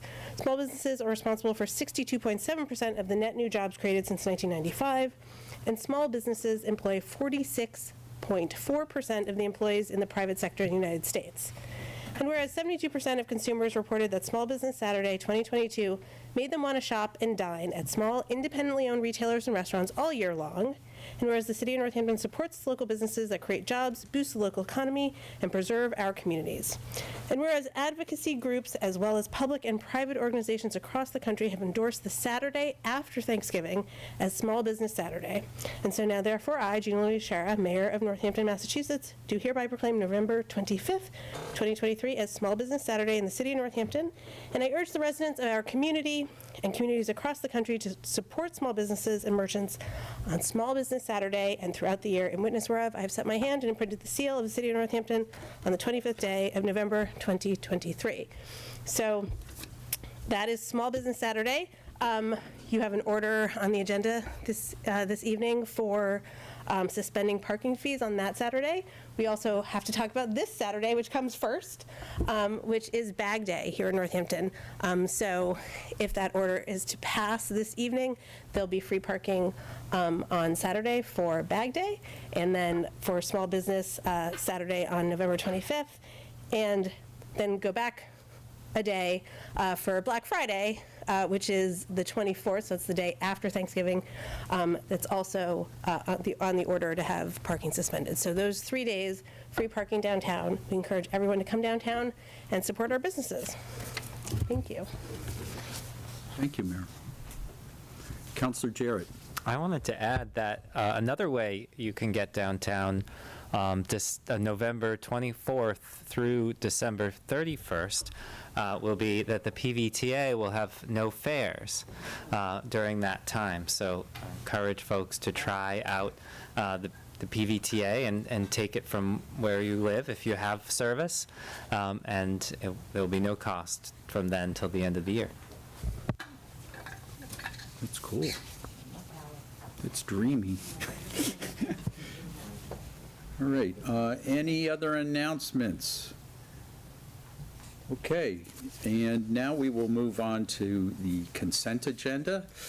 We have the minutes of the November 2nd, 2023 meeting. We have item 23.390, in order to suspend parking fees on certain days. That is what the mayor was just speaking to. We have item 23.392, in order to establish a tax classification for fiscal year 2024. And we have item 23.400, appointments to Arts Council for referral to city services. We have Indy Francis to the Arts Council, and also Sarah Siegel. And that is referral to city services. That is the consent agenda. Are there any requests for removal? Councilor Jarrett. 23.392, in order to establish a tax classification. Okay, that item has been removed from the consent agenda. Any other requests? Okay, hearing, yeah, Councilor. Item D, the appointments to Arts Council for referral to city services. Okay, take those both out? All right. Okay, are there any other requests? We're getting short on a consent agenda. All right, hearing no other requests, I'd like to consider a motion to approve the items on the consent agenda. Move to approve. Second. Okay, motion made by Counselor Perry, seconded by Counselor Labarge to approve the 2 items remaining on the consent agenda. All in favor, say aye. Aye. Any opposed? Any abstentions? Okay, that passed. Next, so we have item 23.392, in order to establish a tax classification for fiscal year 2024, that Counselor Jarrett requested it be removed. Counselor Jarrett. Thank you. I spoke about this last week, how this is a very, all these decisions around taxation are very difficult decisions. So I wanted to acknowledge, I've been hearing people's concerns, wanted to acknowledge that. I also wanted to make sure that people knew that there are exemptions in place and that those amounts typically increase each year, the cutoff, the amount you can make before the exemptions apply. And so do check them each year to see if you qualify. And yeah, it's a tough decision to balance the needs of residents and businesses when they pay taxes with the needs of residents and businesses who are served by our schools, emergency services, public works, health department, all the other services that the city provides. We have to find that balance, and I hope that we will, we'll continue to listen and as we go through all our budget processes. But I will be supporting this order tonight.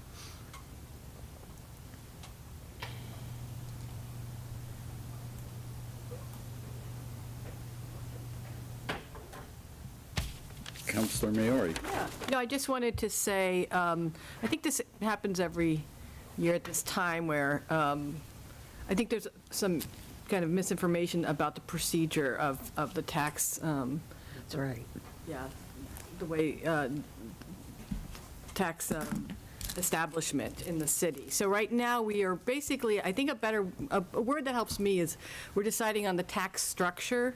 Sometimes when you say rate, you think that there's going to be a defined amount, and we're saying the amount you are going to pay. What we're talking about tonight is really the way we're going to structure our taxes. So I just thought, I think that for me is a better way to look at it. And then, of course, as the budget season ensues, we will be talking, there'll be more talks about the tax levy and such. But that's where we are here in the fall. Just if you're trying to track the progress. Thank you, Councilor Maori, for saying that. That I think that, what's up for us to vote on here is really, it's the factor of one, or, how are we going to tax the different classes within the city, commercial, residential, and historically, we have done the factor of one. It's too bad Councilor Dwight is not here tonight to give his speech, but he often mentioned that Holyoke at one point made the decision to split their tax rate, and that worked fine during the heyday of Holyoke when it was a booming commercial center. And as the plants left Holyoke and left it with a strong with its residential base, that what happened was that it disincentivized businesses wanting to go to Holyoke because the tax rates were so high, and that the existing residences didn't want to shift it back because it shifted the burden back onto them, and that as our assessor has shared, that we don't meet the standard for making that shift to a commercial, to doing such a split, that we would need a much stronger commercial base to consider that. So, and the other thing is that, it does get confusing around, we're setting the tax rate. Well, we're actually setting that the way it's apportioned, and that actually, that we acknowledged this during the budget last year, that is the time where we're actually setting in process that we know that people's taxes are going to go up, and that, and we recognize that that was a hardship coming down the pike, and that we didn't know the exact rate at that time because the work needed to be done to get it figured out, and that's what we have tonight. But that, but it's a two-part process, and the bigger one comes the bigger decision is when we approve that budget. So, any further discussion on this item? Councilor LeBlanc. Yes, I can recall with our assessor, Joan Seraphin, who forewarned us, once you go ahead, like with Factor 1, then you split it. Very difficult to go back to Factor 1. That was stated way back. And we heard it again from Mark. And I think there is some confusion going on in the city. I mean, people right now who are reading the Gazette. I had a resident here tonight, and very upset, lives on Winterberry Lane off of West Stanton Road, about what he read in the paper. And not 500 going up, 1,000 on him. I told him he really needs to talk to Mark. He said there's no reason to. So there's problems out there. It's the miscommunication. They're reading things in the Gazette, and I think it's critical, very, very critical here about when we're doing a Factor 1, that something is put in the paper or something before. We bring in an assessor into our city council meetings, doing a presentation. There's got to be some form of connection so that all the residents, taxpayers I'm talking about, okay, are notified about this hearing going to be held with him coming in. Because there's confusion. People are very, very upset. I can tell you that right now. Throughout the city. Thank you, Council. Thank you. Any other discussion on this item?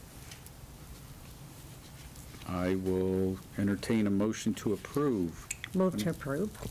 Second.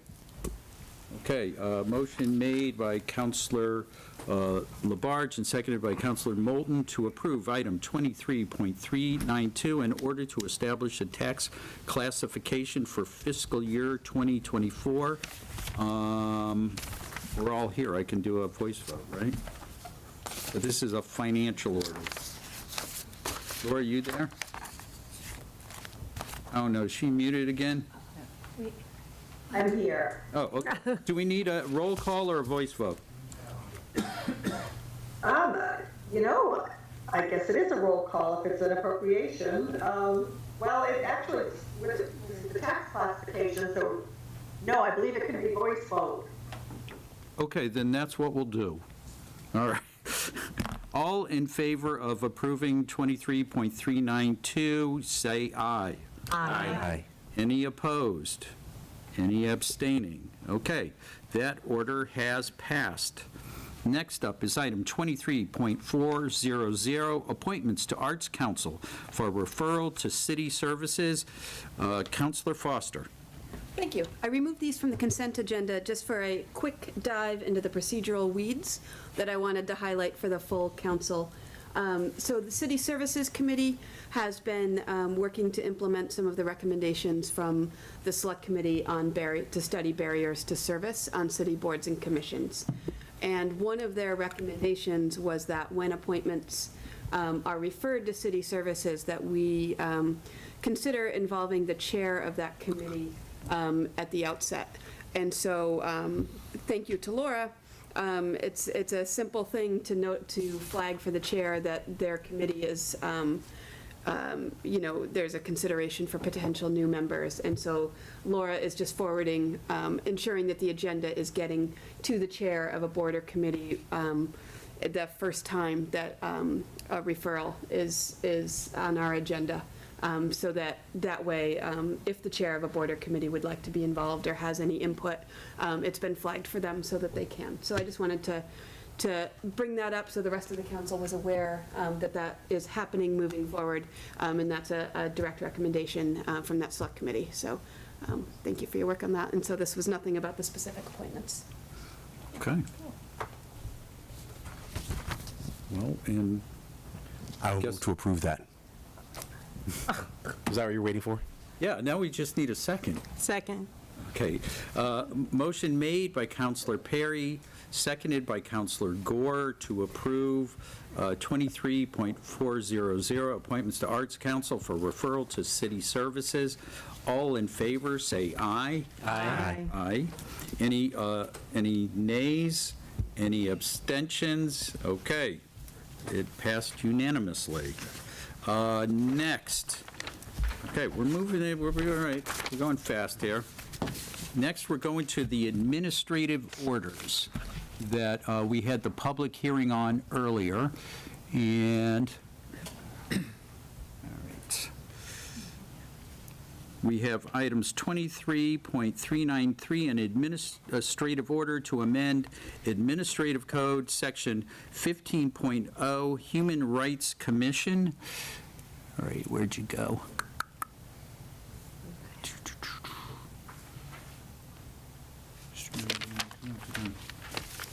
And in what we see here, Laura, can you pull this up? Basically, we're striking 9 and changing it to 7. And that is the extent of the change, but also that the mayor has spoken to all of the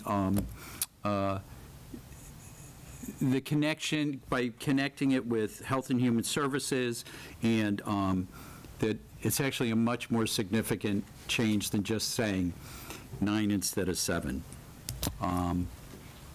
Counselor Foster. I would also like to move an amendment, still working on the language, but to that first sentence, that the commission, as we detail the membership of having 7 members, that one of those members be a liaison from the Disability Commission. So do you have the language?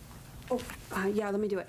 I would like to move an amendment that the first sentence be changed. I'll read it again. There shall be a Human Rights Commission consisting of 7 members. Period. One of those members would be a liaison from the Disability Commission. So I guess it's just an inserted, quick inserted sentence. Mayor, and I am wide open to language suggestions. Had the concept. Can I just make how about one of which shall be a member of the Human Rights Commission? Disability Commission. Sorry. That's okay. Let me, one more time from the top here. There shall be a Human Rights Commission consisting of 7 members, comma, one of whom shall be a member of the Disability Commission. You got that, Laura? She's muted again. I'll second that. Got it. Okay, so this amendment is being made by Counselor Foster, seconded by Counselor Moulton. We have the language. Does anybody need to hear the language again? Okay, Laura, can you read it, and then I'll ask people to vote on it. She muted? You're muted, Laura. Okay, reading the amended language. There shall be a Human Rights Commission consisting of 7 members, one of whom shall be a member of the Disability Commission. Okay, that's what we're voting on. We have a motion. Any discussion on this amendment? Counselor Jarrett. I just want to note that normally we can't modify your administrative orders except with your permission. Right. Oh, wow. Yes. He's right. Way to go, Counselor. Thanks for that.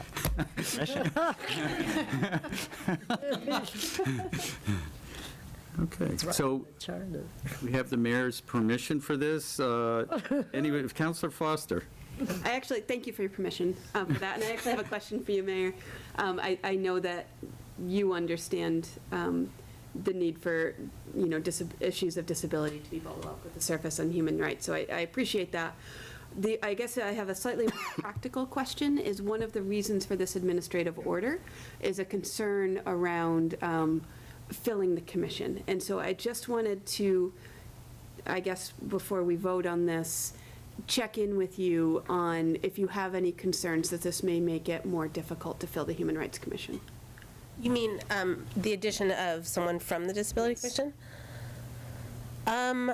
I hope not, because they already have members. And so, I mean, I hope that one of them will, that they as a body will be happy to put someone forward who would like to serve in this capacity. Yeah. It might make it easier, because that's, we have a pool for at least one of those appointments, so, yeah.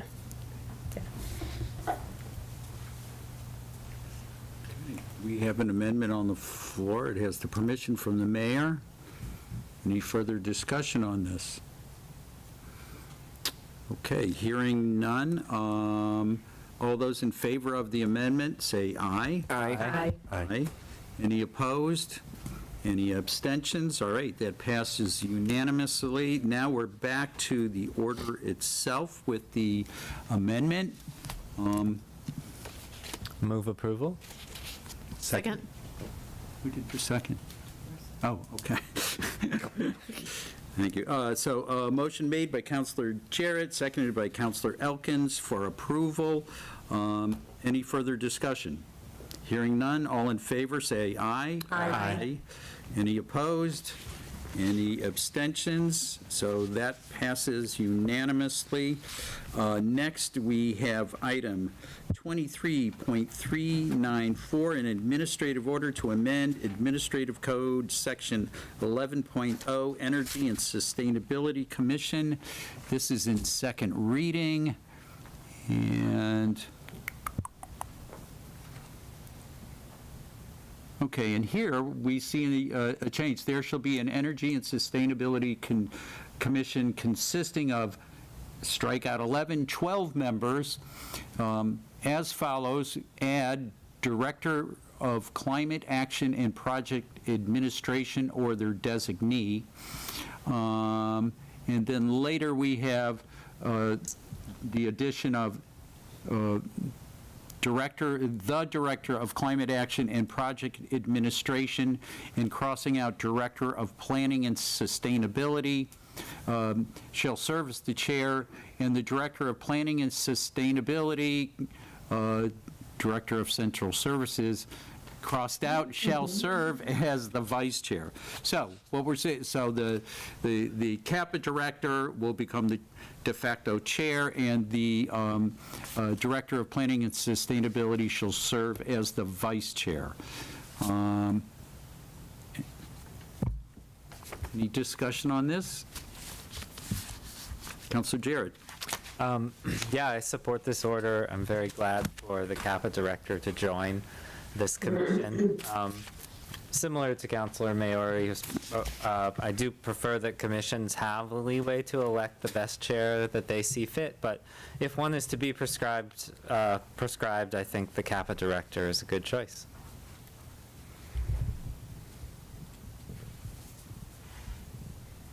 Any other discussion?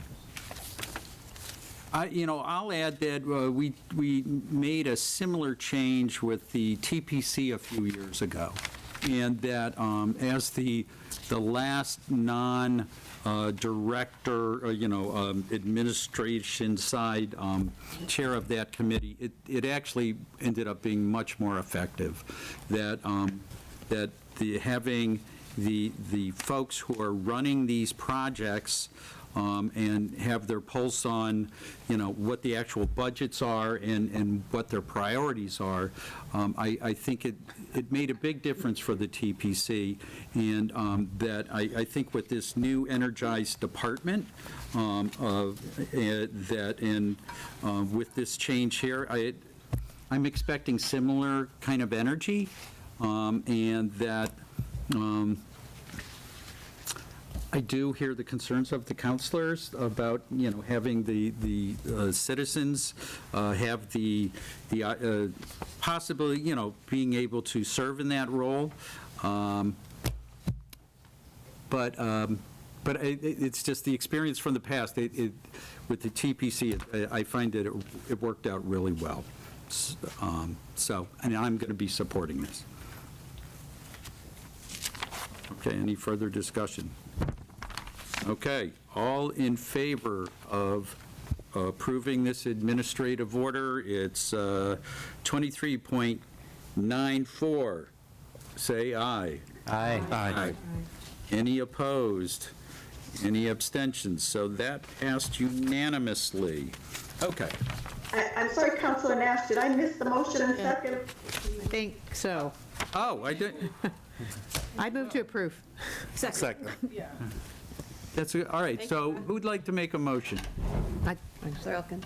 Counselor Elkins will make the motion. The second is? Right here.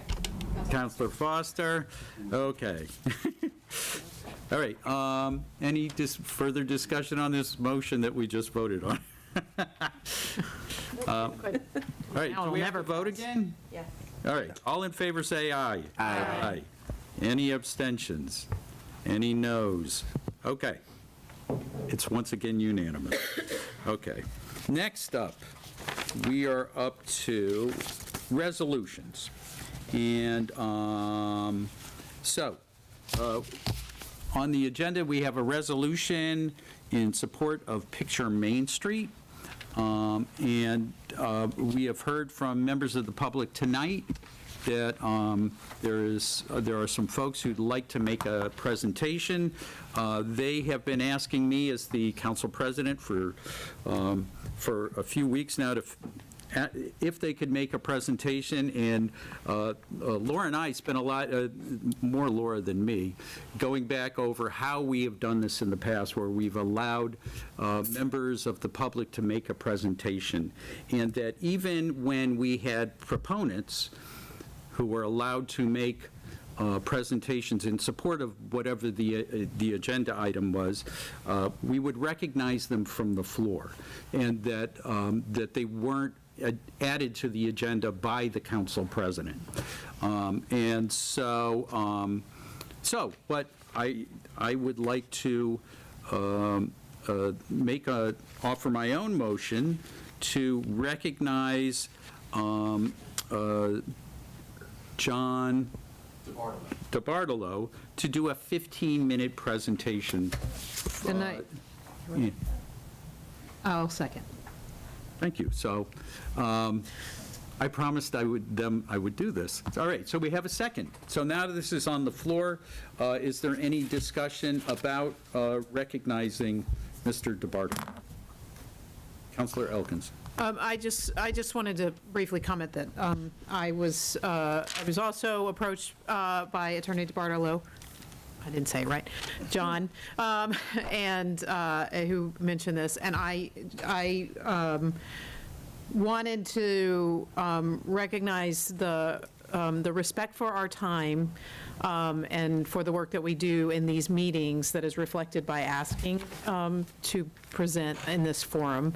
We hear a great deal about how people feel not heard, and that things are planned that people want us to go to and see and participate in that happen outside of already very busy schedules. And so of course we are happy to hear, and taking the time to hear it just informs the process, and so that's the reason why I was happy to second.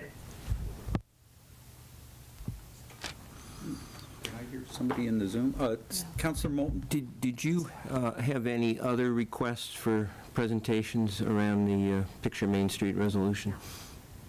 No, this is the only one. Only one, okay. And in fact, my response was that their request to present actually fit in with this discussion, and therefore this was the place to have the presentation. That I didn't want to put it in under presentations because typically that's where we have administrators or the mayor present items. Yes, and typically we would recognize others during our discussion of a particular order, resolution, or what have you. So any other discussion about Councilor Labarge? Yes, thank you, Councilor Elkins. I appreciate what you've just stated. But I feel, no matter what, that I would like to have them have the opportunity to come forth and present their 15-minute, I think that's what I'm hearing, session, no matter what, how we're going to vote on this plan. But I think for my respect and decency of the public, they're asking for a 15-minute to come in and do a presentation, and I don't have a problem with that at all. Okay. Any further discussion on recognizing Attorney DiBartolo? Okay, all in favor of recognizing Attorney DiBartolo, say aye. Aye. Any abstentions? Any noes? Okay. All right. John, you get the floor for 15 minutes. Also, Laura has a copy of your presentation. Do you have that, Laura? Did it show up? Yeah, I think. Could I, with the council's permission, could I have an easel set up with the pictures? Yeah, you could do that. I want to be able to also, if Laura can pull it up, let's not start the timer on him until. Thanks. I guess right there. Yeah, if Laura can pull it up, then we can send it out over the Zoom. Let's see, working on it here. Here we go. We'll start with the two maps. Yeah, you know, we can stack them and I can pull them off. That's probably better. Which do you want? I'll let you decide. Yeah, I'm supposed to have them. Sorry for the setup delay. Oh, Alex, I'm sorry. No, I know what's on. We're blocking you now. You saw Monday night. Can we admit the podium? We're good, thank you. Oh, no, it's good. Thank you, though. Whoop. Maybe. It's the back part that's not. Yeah, you need to move the tripod. Oh. Sorry, Melissa. This is tech. Oh, Mayor, what? Guys, it's not that hard. I'm good. I'm just moving it over a little. I know, she's always. And not heavy, I'm just. Mountains and podiums. There's a microphone. Fantastic. Thank you so much. And also, Laura's got it up on, she'll be advancing the slides as you need. Even better. Thank you, Council President Nash. Thank you, City Council members, and for taking the time to hear this. I want to start off by saying that it is my sincere hope that this turns down the heat and reduces a kind of polarization around what seems like for or against Picture Main Street. I think everyone is for Picture Main Street to some extent. And it becomes a question from our perspective of what things can be done with the design to address some of the issues that a number of people have. So what I'm going to do is go through the alternative that we're proposing be considered, and then I'll go through the reasons why the changes that we're recommending. The design is largely based on, you've heard already, Alternative 1B, designed by Tool Design. So this is not a question of going back to the drawing board, starting over, scrapping decades of work. This is building on the work that's been done by the city and by the representatives of the city. And the issues that we're looking to address from the original version of Alternative 1B and from the current proposal involve traffic density, pedestrian safety, bicyclist safety, and of course the federal funding eligibility issue. So just as an overview, and then I'll go to the pictures, there are two maps behind me. The larger one here, the big purple lines depict, I don't know if the mics can still get me, I'm projecting, is that all right? You know what, bring the mic with you. Oh, or I'll put mine on too. I can carry it like a game show host. Okay. So the purple line depicts our bike path. The little tiny purple loop here with the arrow bike path loop is what we're suggesting be constructed to bring access of the bike path, which is a well-connected bicycle network as defined by the studies, to bring access from that well-connected bicycle network to downtown. This would be a close-up of that area. So the loop that we're talking about is down Crafts Avenue and up Old South that would come from the bike path. And then there would be covered bike parking downtown, one located in Pulaski Park in the backside of the bus stop, and one located between the garage and Thorns in the area there where the Tuesday market is held. Both of those, there's already access to the back of Pulaski Park due to some forward thinking by the city, the way it was constructed, and it would be further accessible by the loop to Main Street. I'm going to leave these like on the floor when we move into the pictures. So I'm going to discuss it in 3 separate sections, I think is the best way to kind of conceptualize our Main Street. There is the 64-foot wide section that's west of Crafts Avenue. So if we're thinking from the intersection in front of Smith College to Crafts Avenue, that's 64 feet wide, that section.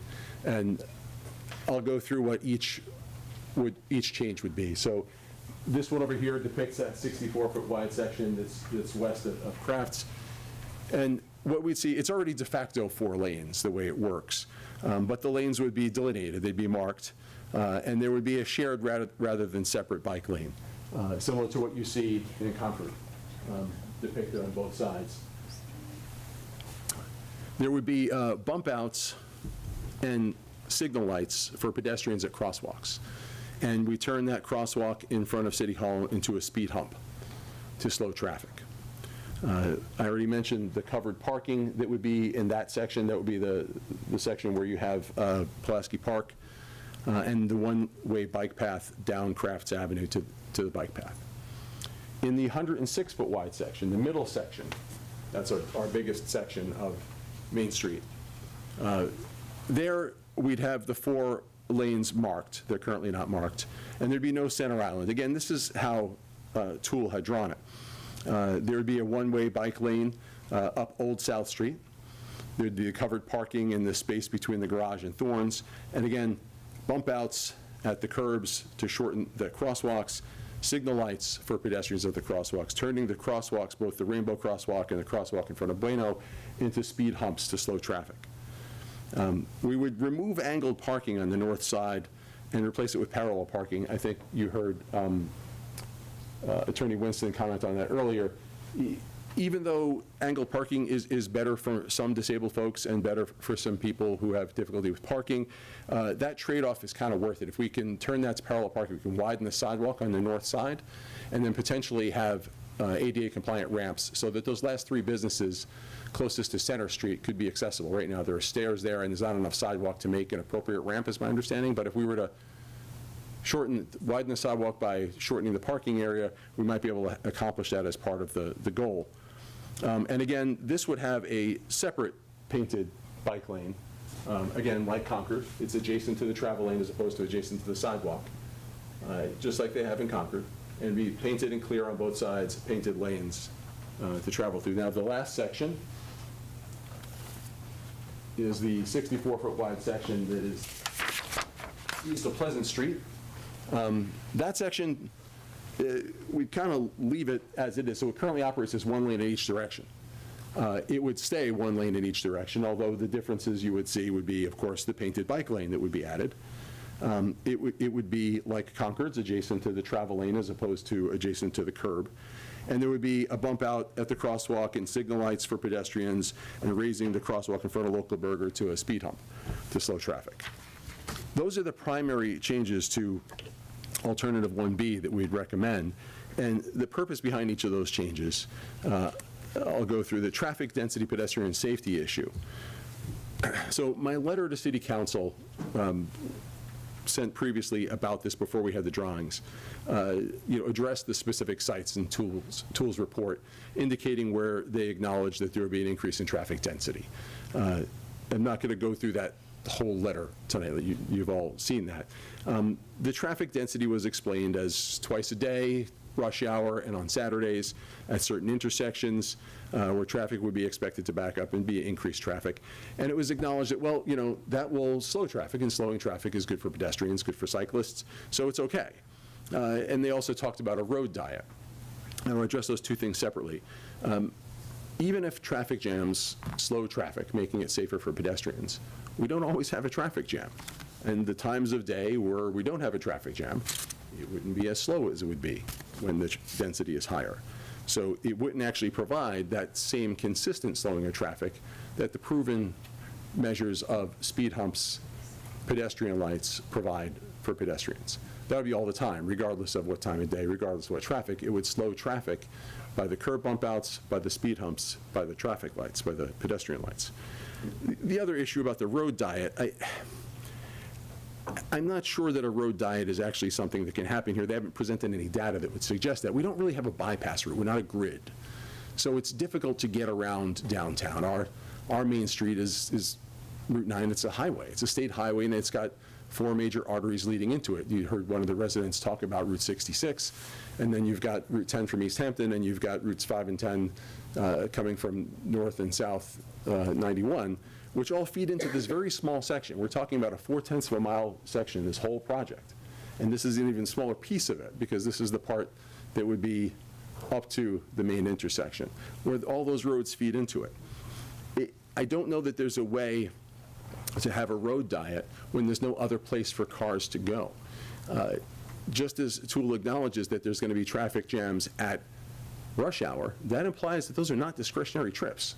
People have to get to work. People have to get to their appointments. So that increased density is due to the fact that those trips are not discretionary. So I don't think we can expect those to go away by making the road more narrow and making it a less appealing prospect. Again, if a road diet did work and it didn't slow traffic, well, then it wouldn't be slowing traffic for pedestrians either.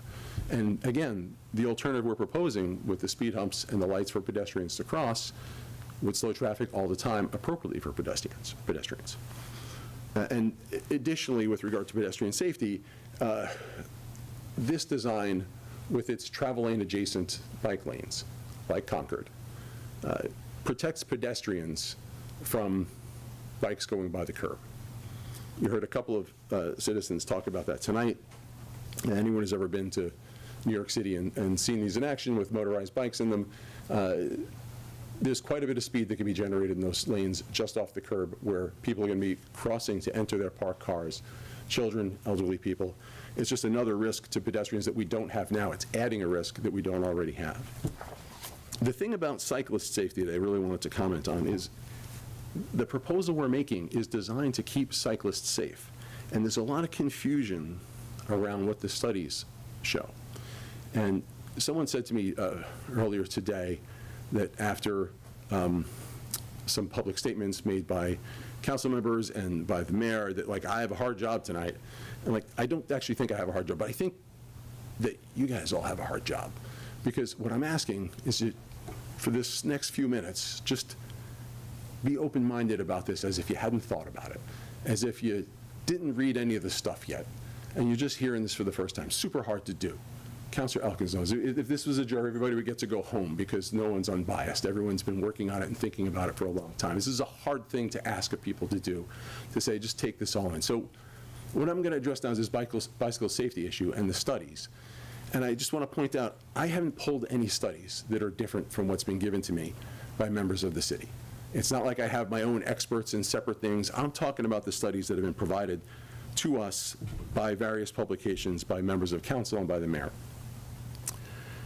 This is not a the protected bike lane is not a well-connected bicycle network as defined by any of the studies. The Forbes magazine article that was cited in the frequently asked questions document was a review of Colombia and China populations of 7 million and 15 million respectively. And that study indicated that a well-connected network requires Quote, "For most people to be able to ride a bicycle from one place to another, the two places must be connected by protected lanes that enable a reasonably direct trip from one to the other without the need for riding a bicycle in mixed traffic. That is plainly not available with a 4/10 of a mile bicycle lane. The whole rest of the city has travel-adjacent lanes that aren't protected. It's not a well-protected bicycle network. It doesn't provide the safety that people think it provides." That same study that was cited in the Forbes magazine article on which the city relied indicated that bicycle lanes must be physically separated not only from cars, but also from pedestrians to avoid unsafe conflicts, which is what I already alluded to. If the bicycle lane is adjacent to the sidewalk, it's too close to pedestrians who have to cross that bicycle lane to get to parked cars. Now, I've been accused of cherry-picking parts of studies. That charge implies that I'm taking some small part out of context against the weight of the evidence.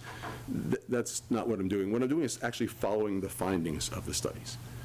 This is what the studies show. It's not some obscure footnote. Subsequent to my providing the letter to council, I received from a member of council another article on developing crash modification factors for separated bike lanes.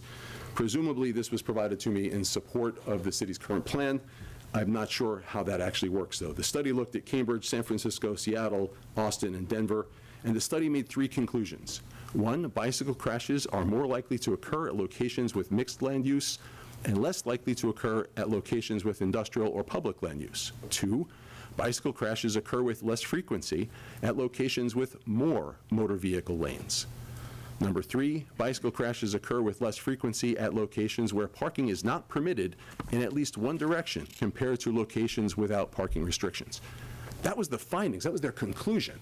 That's not nitpicking. Their conclusion was that if you put the more motor vehicle lanes, the fewer collisions. And that you don't get fewer collisions if there's parking on one of the sides of the road, which we have here. So this doesn't provide the thing that people seem to think it provides. Again, it's not cherry picking, it's what the conclusions show. It's not the way science works to look at like a big different picture and then to extrapolate from that. For example, by analogy, if science says if you need to eat 5 fruits and vegetables every day, you'll have this health benefit. That does not mean if you eat an apple once a month, you'll get the same health benefit. That's not the way science works. If the science says that a well-connected bicycle network requires the bicycle network to not have bicyclists driving with traffic, then that's what a bicycle network is. Not the thing that's being proposed here that's 4/10 of a mile long in a whole city of disconnected networks. We actually have a well-connected bicycle network already. TripAdvisor says that our bike trail is number 2 in Massachusetts. That's a well-connected network. And what we're proposing is a way to get cyclists to and from that well-connected network safely. If you want to bypass the city, I said there's no bypass route, I meant for cars. You can bypass it by taking bike trail. You don't have to ride with traffic. But if you want to, it should have painted lanes so that you can, so that you'll be safer. And the road lanes should be painted. And the speed should be slowed by the humps for the crosswalks. The Federal Highway Administration has indicated that however, while cyclists may perceive that separated bike lanes provide increased safety, there isn't data to support that. That's the Federal Highway Administration. And you heard that a lot tonight from residents who support the plan. They believe it to be safer. And I get it. It sounds like it would be. Protected is a good word. It sounds like it would be safe. People talk about having their children ride in these, but they'd be riding through unprotected intersections. And what the studies have shown is that there are more collisions after you put in a protected bike network at intersections. There are more collisions. That was on their website. It still exists. It's still the basic science. Now, I have been told that, well, John, you're looking at the raw data. You know, the actual percentage per capita goes down of collisions. It's not raw data, it's people. Right? So if more people, this is because of higher ridership. Yeah, if more people are getting hit by cars, more people are getting hit by cars, even if the percentage goes down. Right? So if we have 100 cyclists and 10 get hit by cars, and we get 100 new cyclists, 100% increase, and only 5 more get hit by cars, well, now it's 50, it's gone down from from 10% to 7.5%. That's a better percentage. No, it's 5 more people, 5 more of our neighbors and friends, 5 more potentially children that got hit by cars, because these lanes will cause more collisions at intersections. There was another study forwarded to me, again, after I sent the letter by a member of City Council. That article, equitable bike share means building better places for people to ride. Again, that looked at cities, 7 large U.S. cities, Portland, Oregon, 640,000 people, to New York City, 8.4 million. And that study pointed out since 2007, New York City has built an average of 54 miles of bike lanes each year. Chicago has built an average of 27 miles per year since 2011. That's hundreds and hundreds of well-protected network. That's not what we're talking about here. If that's our 5 fruits and vegetables, we're like 1 apple a year with the 0.4 of a mile that's disconnected. It just doesn't provide the protection that those other things provide.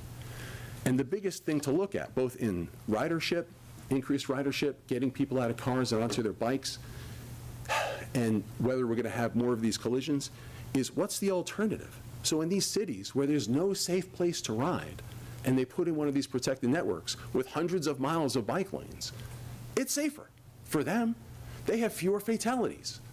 We don't have fatalities on Main Street from bike accidents. Not in this section, because it's already congested, because it's already got lots of crosswalks intersecting it.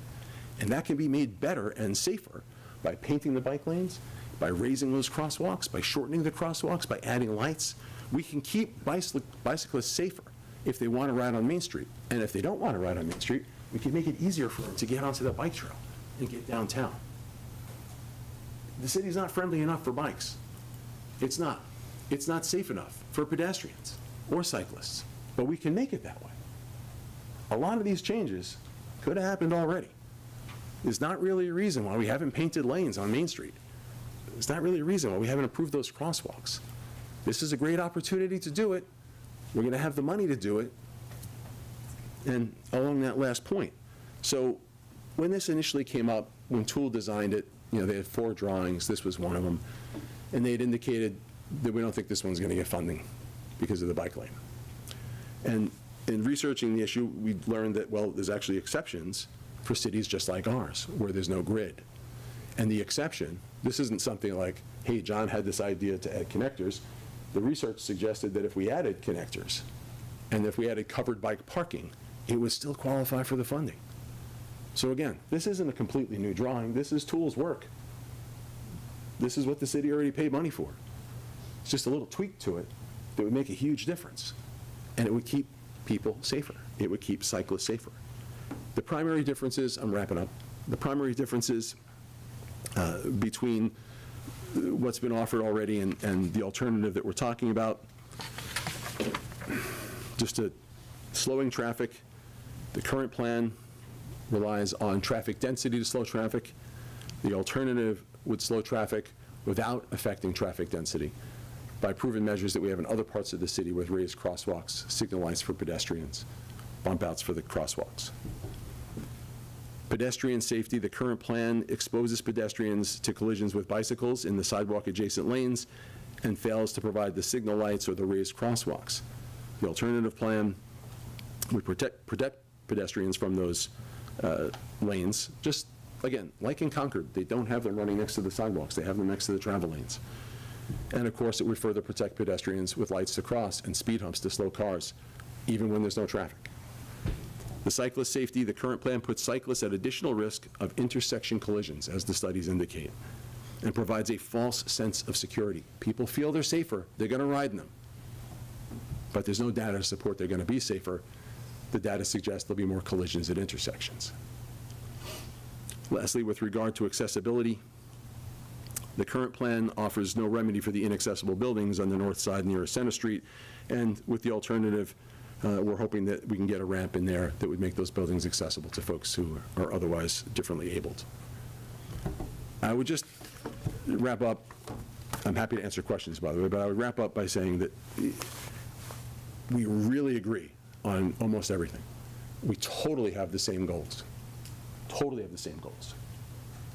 It's just a question of how those things could be implemented.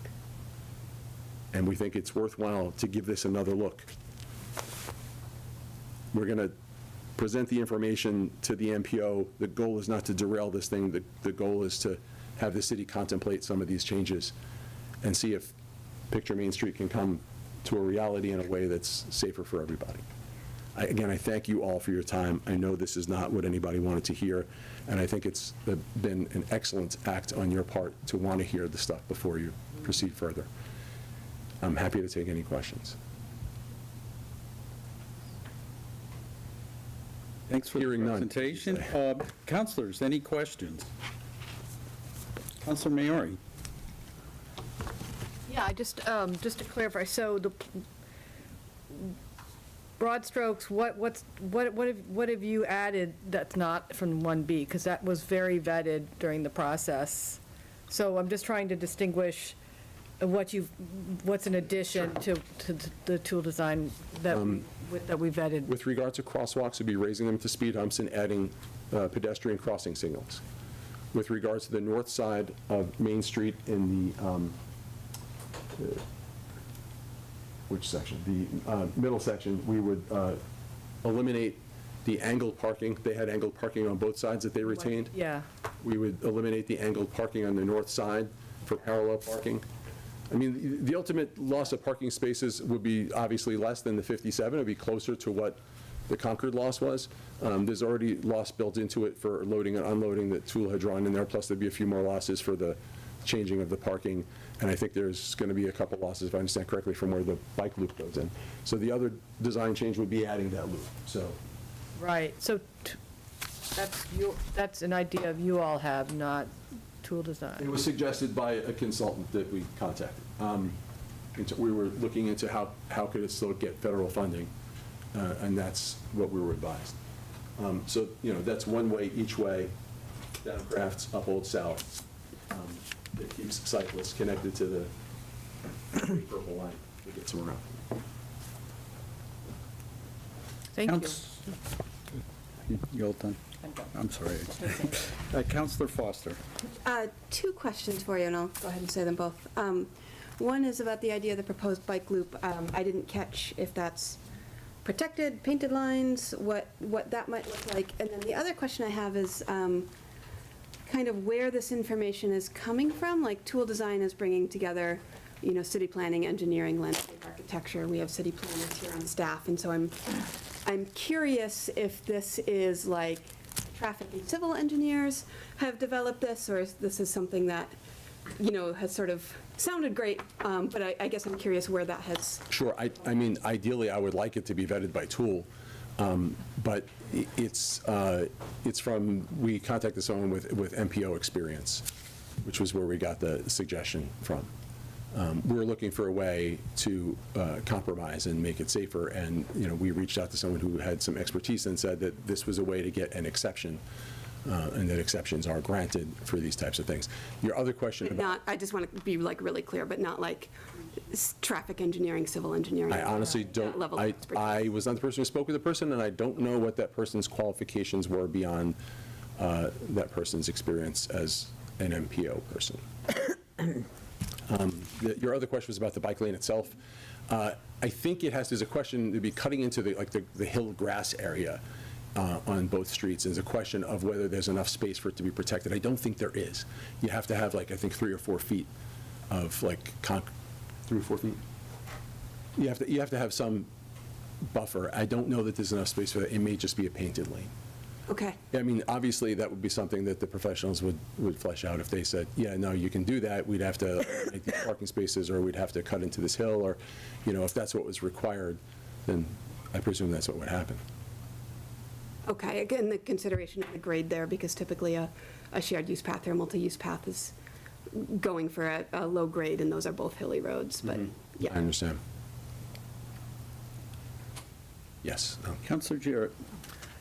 The trade-offs in the Picture Main Street story map, I'm looking at alternative 1B, and some of the trade-offs it talks about are at the King Pleasant Street intersection, the delay for people driving would increase, because in order to provide safe traffic operations for drivers turning left across multiple lanes of traffic, a separate left turn arrow must be provided.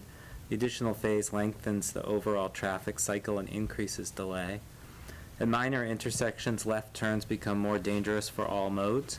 Without a dedicated turn lanes, left-turning motorists must find gaps in 2 lanes of oncoming traffic.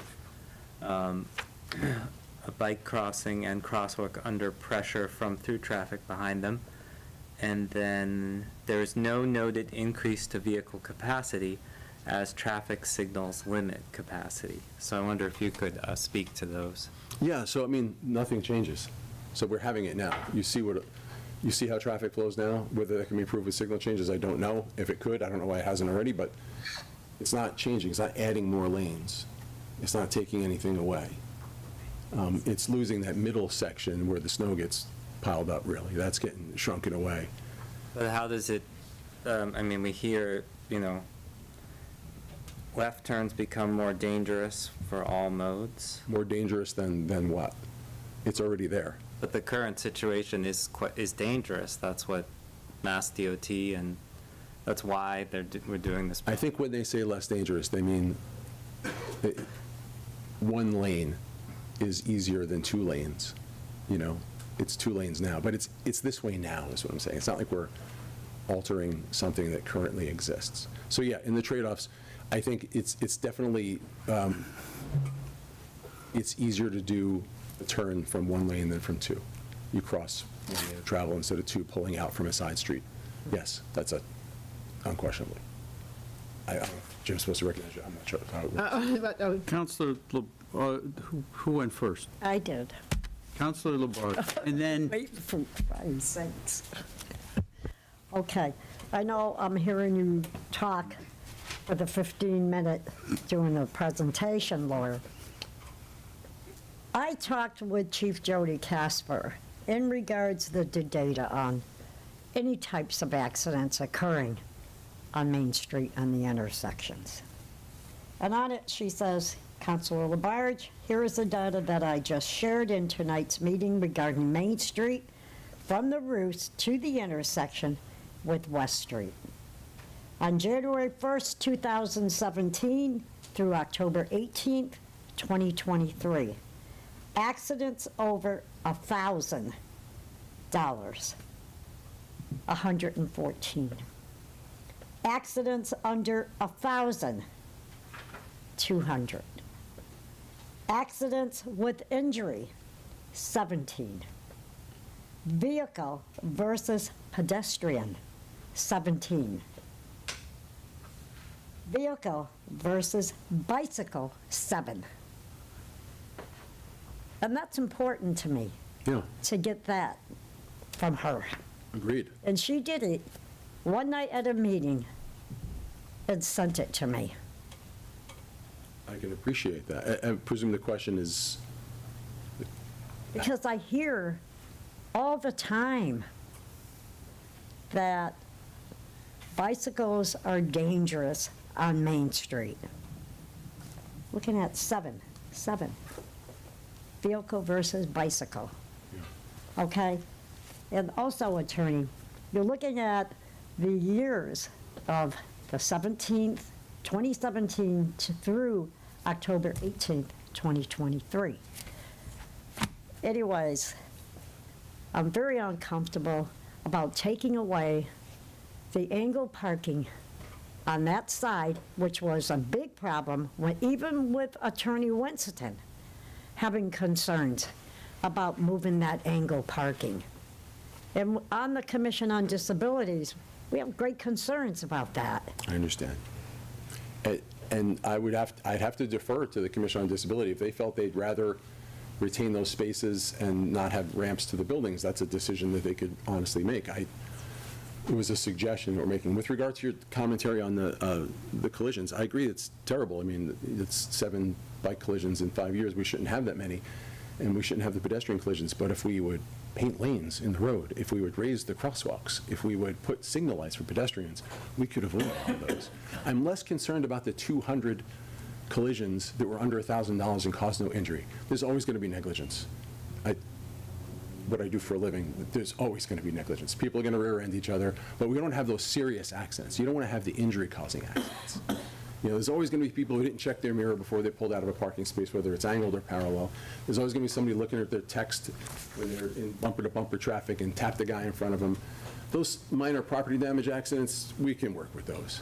What we want to avoid is pedestrians getting hit, and we want to avoid cyclists getting hit. And what I'm suggesting is that what the study suggests is more cyclists are going to get hit with a protected lane at intersections. Let me just explain the reason why, right? This isn't New York City. We don't have traffic lights at every intersection. So cyclists are going with the right-of-way on Main Street, and cars are going to pull up through the bike lane to see around a row of parked cars to enter Main Street. They're going to take right turns, and bicyclists will be coming from behind them over their right shoulder behind a row of parked cars. It's not a safe setup. It's different in New York City where there's a traffic light at every intersection. You have to stop when light's red and go when it's green. We don't have that. So all these side streets are going to involve these types of collisions. It's actually going to make it a little worse. Which, early on, our group was pressing for a trial run, and I understand the reasons why it was not available because of the expense and so forth. But the reason why I was pressing for a trial run is because I knew this would reveal itself and that the city would then move the bike lane after the collisions happened. But I'd rather avoid the collisions altogether if we could. I don't know if I answered your question. So Somewhat. I'd like to recognize Counselor Elkins. Oh, I forgot my question. Oh, well, then I'll go. Remember Yeah, it. John, based on what you're saying, I think we should get rid of all the bikes. I mean, you're Exactly. what you're describing is a situation where the bicyclists are going to be terrified, and they're all going to get hit, Exactly. and that, why are we even thinking about this? Well, okay, let me... And no, you're going to hear what I have to say. And that, I think that,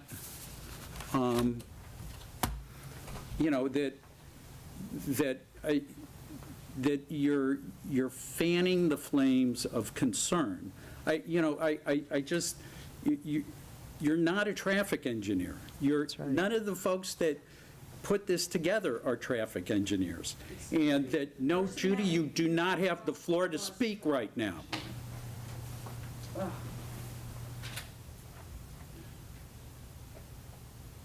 And you're coming here tonight, and so rather than presenting an alternative, what you're actually doing is criticizing the plan that we have come together behind. And that, so do other counselors have questions? If I could, Sure, just go to ahead respond to your and- comment. A response. I absolutely am not suggesting that we get bicyclists off of Main Street. They have every right to be on Main Street. In fact, they need to be safer on Main Street than they are now. They have every right to ride on every street.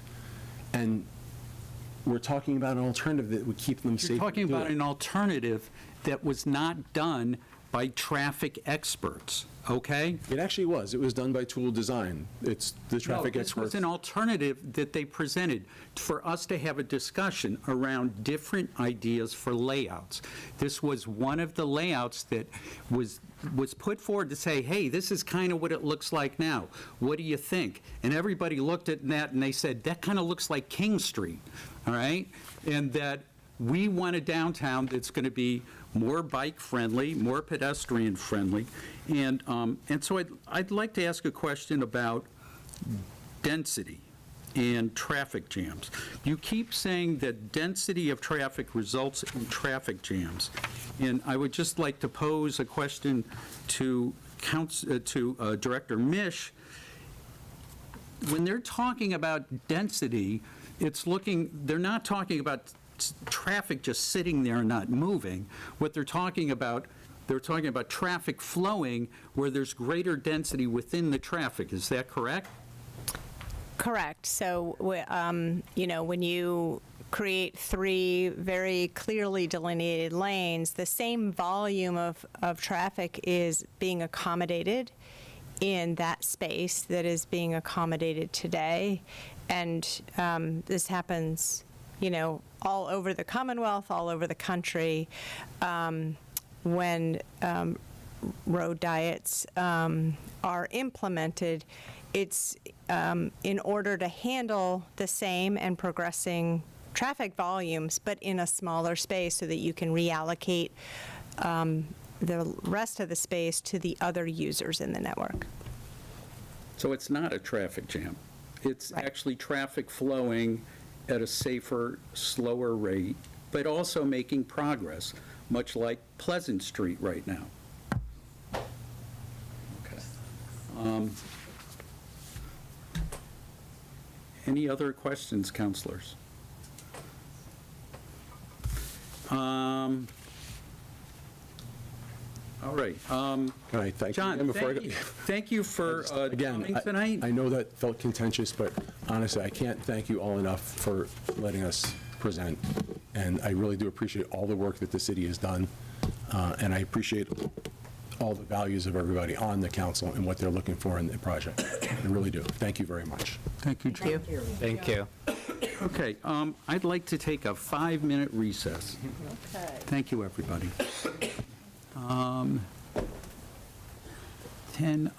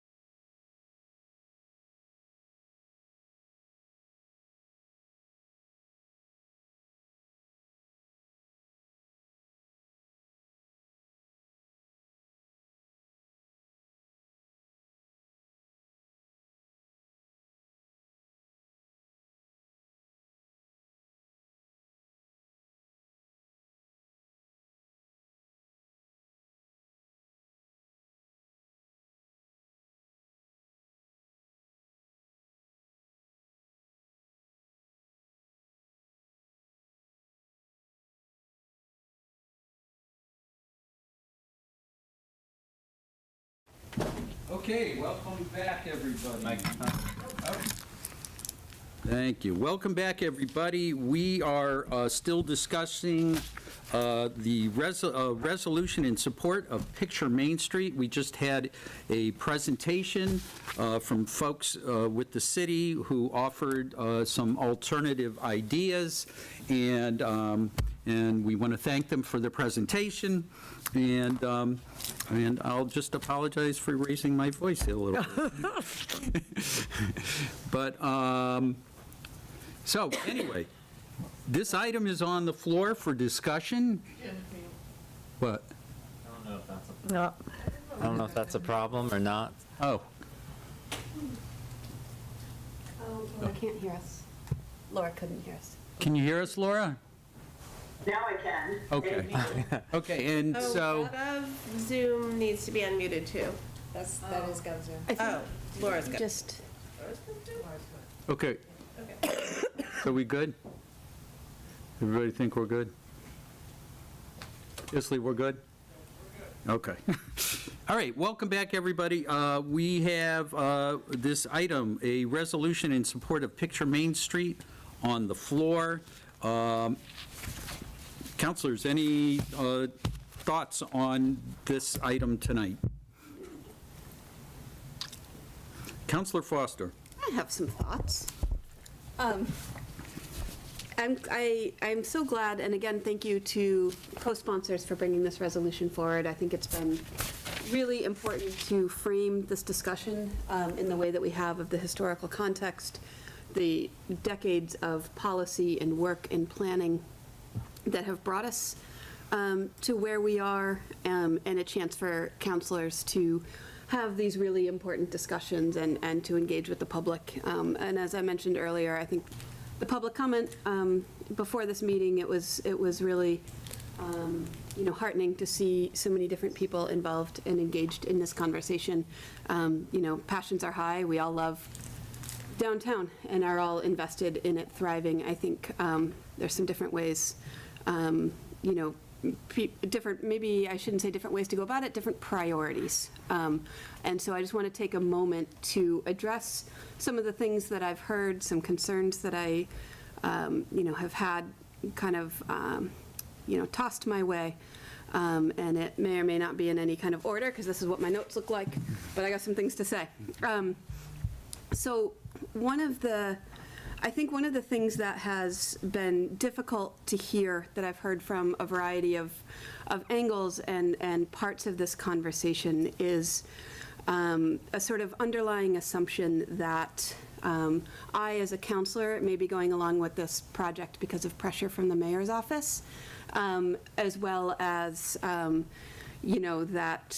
this may be the sort of continued legacy without any thought of our previous planning director. And so I do want to say that I have sat here in this chair and voted for things and led on discussions on things that the mayor's office has not agreed with me about. This is something I unequivocally agree with the mayor's office about, with my own thinking and my own knowledge and my own conversations with constituents. I also decided to take a trip down memory lane and bring up our current planning director, Carolyn Misch. And so she has an impressive resume and qualifications of her own right, which is why she was hired for this job as planning director in Northampton. And so humor me for a second, but I pulled up the press release announcing your hiring, Carolyn. I did Google you and couldn't quite find exactly what I wanted, but this was until I found these words.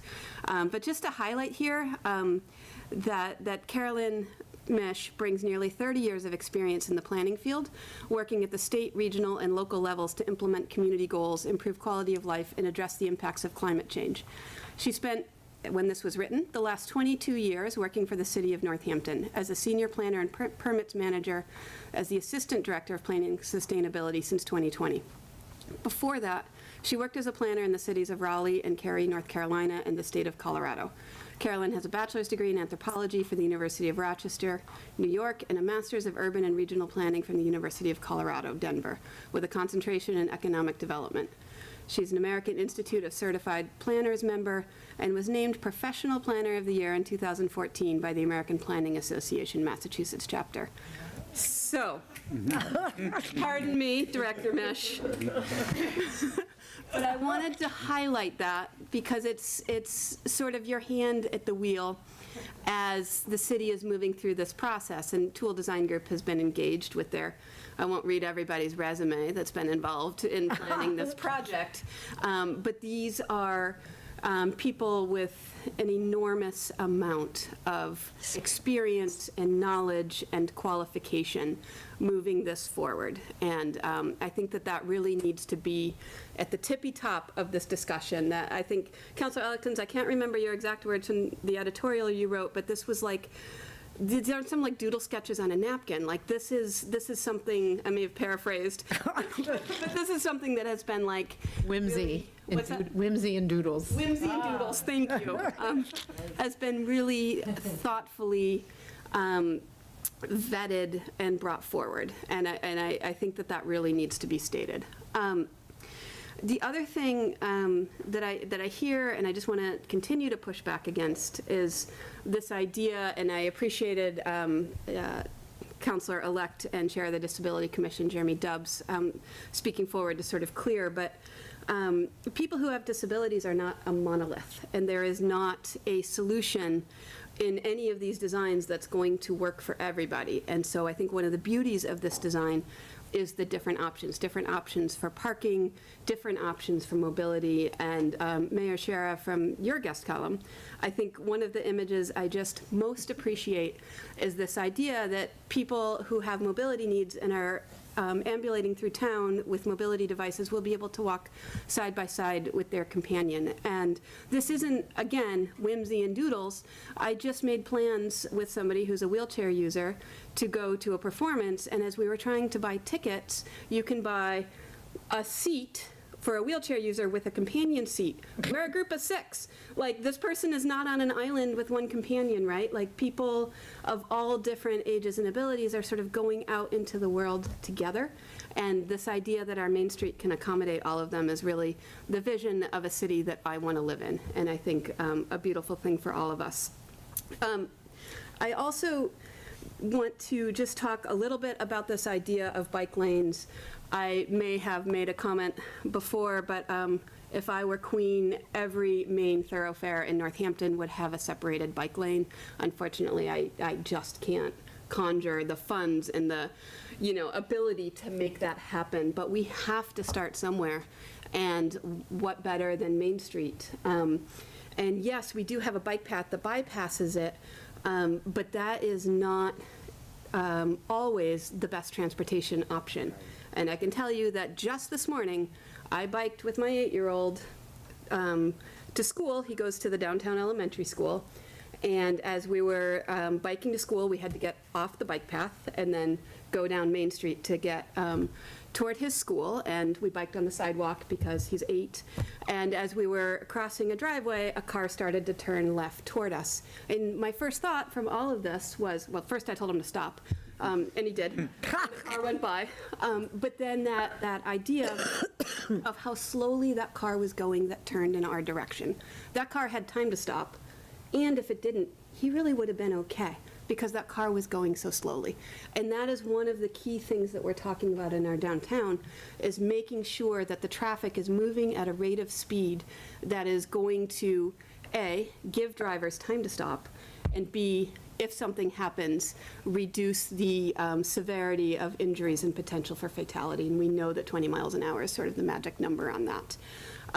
And I did have someone say, well, of course you want separated bike lanes so your kids can bike downtown, like maybe, but I do also want to say that my kids have a privilege that most kids don't, which is that they have a mom who for 20 years professionally teaches beginning bicycle riders. I teach people who are scared to ride on the road, who are uncomfortable riding bikes, and that's what I do. So that's what my kids have gotten from a very, very early age.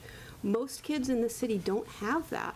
And so people who are learning to ride, who aren't comfortable riding in traffic, children, middle school kids, high school kids who could get downtown to hang out with their friends or get to sports practice or, you know, go to All Sport, all of those things, if they could ride downtown safely, we would have a better connected, healthier city and better for our youth, for all youth. And what do I have, anything else to say? I might. The last thing I just want to say, just in response to that earlier presentation,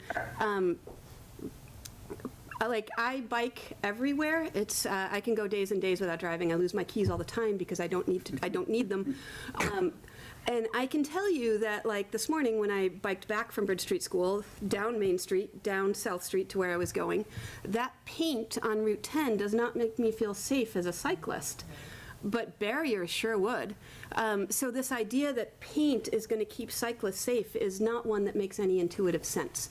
And if the rates of bike ridership increase, then perhaps the raw number of incidents could also increase. But you know, if we go from a very, very small percentage of our population feeling like they can ride on Main Street to the majority of our population feeling like Main Street is a place where they can walk and cycle, yeah, the raw number of incidents may increase, but they'll be less severe, and there'll be a much smaller percentage. And the work of this infrastructure is going to meet the goals of keeping all roadway users safe, not just drivers. And I think that that is incredibly important. And so if you haven't gotten it by now, I support this project as it is.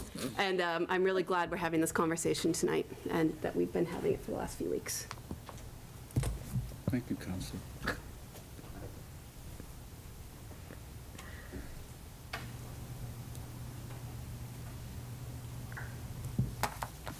Well, I'll go. I have some updates.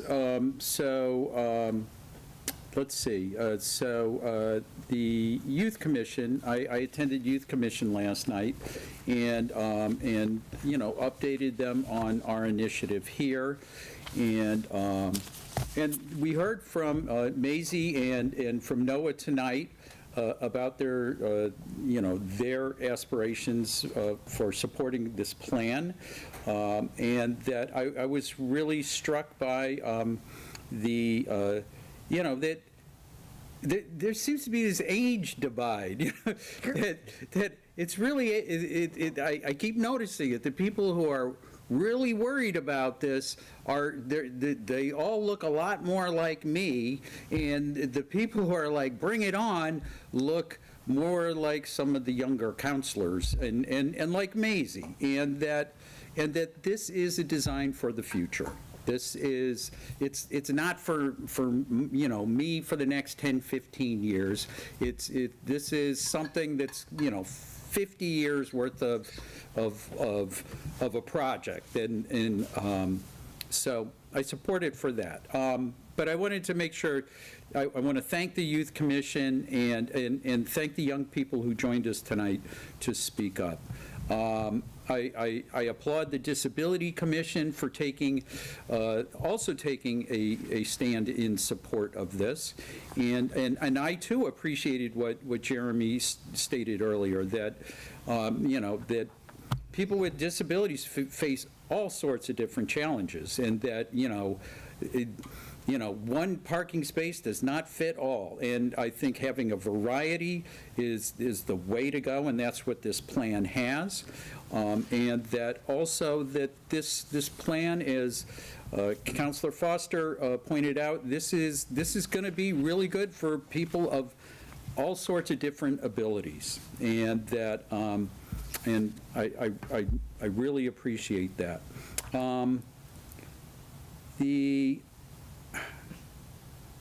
You know, I think at the heart of part of what's going on here is this: it's hard to let go of things. It's hard to let go of what downtown looks like right now.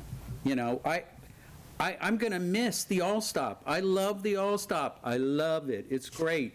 You know, I love the fact that it stops and people are just like out in the middle of the street and there's no cars. And that my best memory of that is when the Red Sox won the World Series, there was this bunch of college guys, they'd probably been at one of the bars, and to celebrate, they were hitting the button, and they would go out in the middle of Main Street, and there's like 20, 30 of them all dancing around shouting, "Who's your daddy?" You know? and so, you know, and change, and we're going to lose some of those things. And that, you know, the reality is when you change things, you're not going to get everything you want. So I'm letting go of that, you know? You know, but you know what? It's not like I was really ever, you know, as a counselor, it's not like we can say, stop the plan, you know? You know, my advocacy, my best advocacy for this project was actually 10 years ago when Owen and I spoke to Wayne about, you know, this project you're talking about, you should make it come under the bridge. It should go up and include Market and Hawley Street. And I'm really grateful that that actually happened, that the scope of the plan got expanded to that, and that today that's being reflected. That's my biggest, that's the biggest, that's actually enormous. And I wasn't even a counselor. And that I'm sure some of you guys heard me, you know, speaking up like, I just want the Roost sidewalk a little bit wider so that they're able to do outdoor dining and serve alcohol. And thank Carolyn for working on that with us. Turns out it was already in the plan, but we had to make sure. But yeah, that, you know, that we're letting go of stuff here, and that's okay.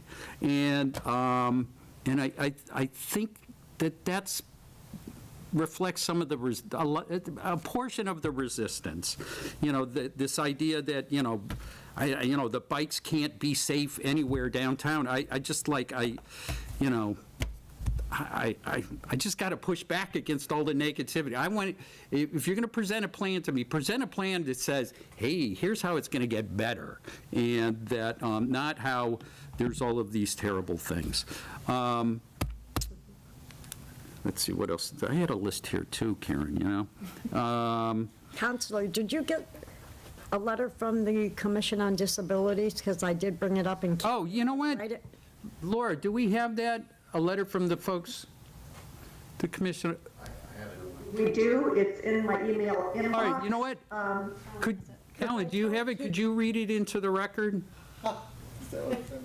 Yes, or Mayor, you want it? No, you got the floor.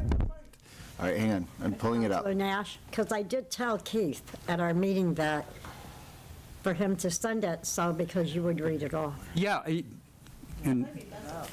Okay. Sorry, I had it a second ago. Oh, here it is. No, I mean the extension. Yeah. What's the matter? Melissa, take my. Oh, no, I need Okay. Dear councilors, the Northampton Disability Commission voted unanimously at our November 14th meeting in support of the current design for the Picture Main Street project, and we strongly encourage the City Council to support this design as well. We believe that this design will generate positive effects for accessibility, safety, and creating convivial community space. Over the last several months, members of the Disability Commission heard from concerned citizens at our monthly meetings, discussed with opponents of the redesign, and met with city staff who went through the current redesign block by block. After meeting with city staff, it was clear to us that the proposed redesign benefits many, including people who use mobility devices and disabled people. The reduced crosswalk length means a shorter time for pedestrians to be in the street, and pulling the crosswalks at Crafts Avenue and Old South Street up towards the center of Main Street creates a level crosswalk that benefits everyone. In addition to creating a more accessible and safe downtown, the city approved design design creates more community space. This includes benches for resting weary legs after shopping or sitting to enjoy your ice cream. More importantly, it creates more space for humans. It will finally allow people to walk and roll side by side down the sidewalk in both directions. The Disability Commission did not arrive at supporting this design lightly. Several of our members use mobility devices and others have family members with disabilities. Any change in the built environment could drastically change the way our members access downtown and all of its amenities. We believe the proposed changes will enhance our access to downtown, not hinder it. Therefore, we strongly urge the City Council to support Resolution 23.389, a resolution in support of Picture Main Street, forthwith at the November 16th meeting and to move forward with the next phase of planning for our great downtown. Just today, Mayor Jean-Louise Shera announced a partnership with the Greater Northampton Chamber of Commerce and the Downtown Northampton Association to support businesses during the construction phase. We encourage the City Council and the residents of Northampton to work towards creating a more vibrant and lively downtown in the next phase of our city, with the Picture Main Street as the first step. The Disability Commission is excited for this project and is looking forward to helping the City Council, city staff, and downtown businesses in any capacity we can. We love our downtown and we want to see it thrive. Thank you. Jeremy McComber-Dubbs, Chair, Emma Cornwell, Vice Chair. Thank you. This here. Thank you. And speaking of letters, I wanted to do a shout out to, there was a letter in the Gazette from some heavy hitters, business leaders in our community. In support of Picture Main Street, there was Suzanne Beck, Dennis Bidwell, Joe Blumenthal, Amy Kaelane, Andrew Crystal, Patrick Goggins, Al Griggs, Leslie Laurie, and Mark Sullivan. That, you know, there's concern that our business community doesn't support this, you know, and the partnership that the mayor has spoken of. While it's not a complete endorsement of the plan, it's an endorsement of the idea of moving forward, and that our business community, there's apprehensions, but we can put things in place so that we can lessen those apprehensions rather than inflaming them. And I really appreciate these folks, you know, who've been stalwart business leaders, you know, for my time in council, showing their support for this. So that's all I got. Anybody else got anything? Councilor Perry. Yeah, so, first I want to agree with you, Councilor Nash, that, change is difficult, but much like Thanos, change is inevitable. The current situation we have is dangerous, and we cannot continue this way. So this design looks forward to not only increasing our safety, but also looks forward to achieving, again, our climate goals and whatnot. But for me, what really stands out from this resolution is the level of discourse that's been had about the situation. And up until right now, even before we're taking this vote, we have had people from our community coming and speaking about it. There's been a lot of talk about democracy and whether or not we're willing to listen. I was actually at the meeting where the Save Main Street folks had at Hotel Northampton, so I listened to this presentation twice. So there is a willingness here in this body and I think in the city to engage with folks. Unfortunately, you can't please everyone, but I think that we have really been trying to accommodate folks here in the city.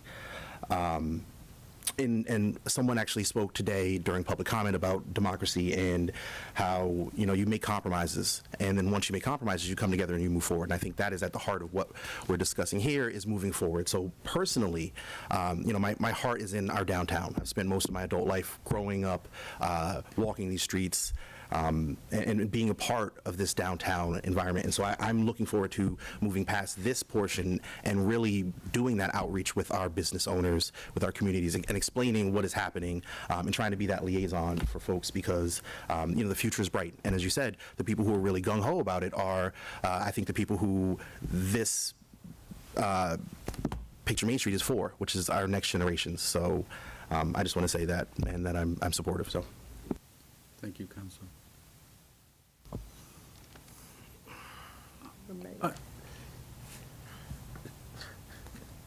The mayor would like to say something, and then I'll have some updates. So if some updates pertaining to the project, but if you all are speaking to a resolution, you should please go ahead. Oh, okay. So how about we'll just speak a little more and then you give us the updates? Sure. Okay, thank you, Mayor. As long as you Okay. Counselor Moulton. Thank you. So I think it's important to repeat and highlight that Picture Main Street is not anything that is radical. The components of it have all been used elsewhere successfully, and it reflects current transportation thinking. And both the U.S. and Massachusetts have been late to the party in terms of seeing bike lanes as essential, and particularly separate bike lanes as essential to transportation planning currently. But that is now part of the DOT, both federally and in Massachusetts, that when you do any kind of a road improvement project, you're not just dealing with the motor vehicles, you're dealing with bicyclists and pedestrians, people in wheelchairs, or any other form of conveyance, to put them on an equal footing. The question about a connected network, we are building that network. We're building it in a number of ways, and I believe that anytime you have a road improvement project, you want to add to that network. I mean, that's why we're seeing Route 9 in Hadley with 8 foot wide shared use paths on both sides. That's why the Mass DOT last month described their plan for a shared use path between Northampton and East Hampton, which will have at least 5 feet of buffer space between the path and vehicles. And the Mill River Greenway, which is planned, another planned shared use path connecting Haydenville and Williamsburg, also will have a landscape buffer that separates it from Route 9. Well, this is our piece of Route 9. We would be remiss, I think, if we didn't take this opportunity to add to that network that is being built in the region by having separated bike lanes. Like Attorney DeBartolo, I have looked at a lot of studies, and I know my colleagues on the council have as well. Most, I guess all, I would say, are larger metropolitan areas. So there haven't been studies that I've found that are that relate directly to the city of size of Northampton. Nevertheless, I look at Cambridge, where the crash data, as I read it, shows that there's been not just a reduction in overall crashes, and it was more than a 20% reduction in crashes involving bicycles over a recent 5-year period, but also the severity of the crashes has been reduced. So I am persuaded by studies that I have seen that separated bike lanes are not only going to increase ridership because of the perception of a safer trip, but because in actuality they are safer. And of course, they're not absolute protection. Everyone is still going to have to be aware of their surroundings as they make turns, step off the curb, and so forth. And I guess I mean, my feeling about Picture Main Street is that it is a people-centric plan rather than a motor vehicle-centric plan. And it's the people that are going to fuel the revitalization that we've all talked about of downtown, of Main Street as a place of commerce, entertainment, and being a place of public expression. So it's the people that are the most important element of this project, and I too support it.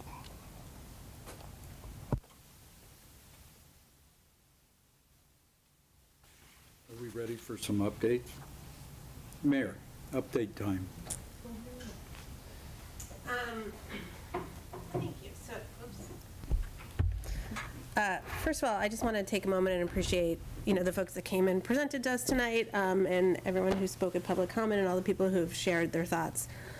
We have worked very, very hard to listen to people throughout this entire process. I've invited many people to come and meet with me, and then I've roped Carolyn and Alan into these meetings too, so they can attest that we have spent hours and hours and hours. So when I've seen someone write a column, or if it's someone I know who I've seen express, or someone has said something to me, many people we've invited to come and meet and talk about it, and we will put up the plan and we'll talk about whatever section they're concerned about. And we've tried very hard to talk to the folks that we know still have concerns. And we've listened, and we won't agree on everything. I think this has been covered many times, but anything like this is going to have compromise involved in it, and no one's going to get everything that they want. I made a decision, as I think you all know, shortly after I became mayor. Before we sent the plan to MassDOT, I made the decision to take that section kind of in front of Thorns that had been in the plan number 3, had been slated to be parallel parking, and convert it back to angled parking.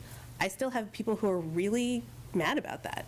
I have a lot. There's someone who just mentioned it today in an email that they really wish that compromise hadn't been made.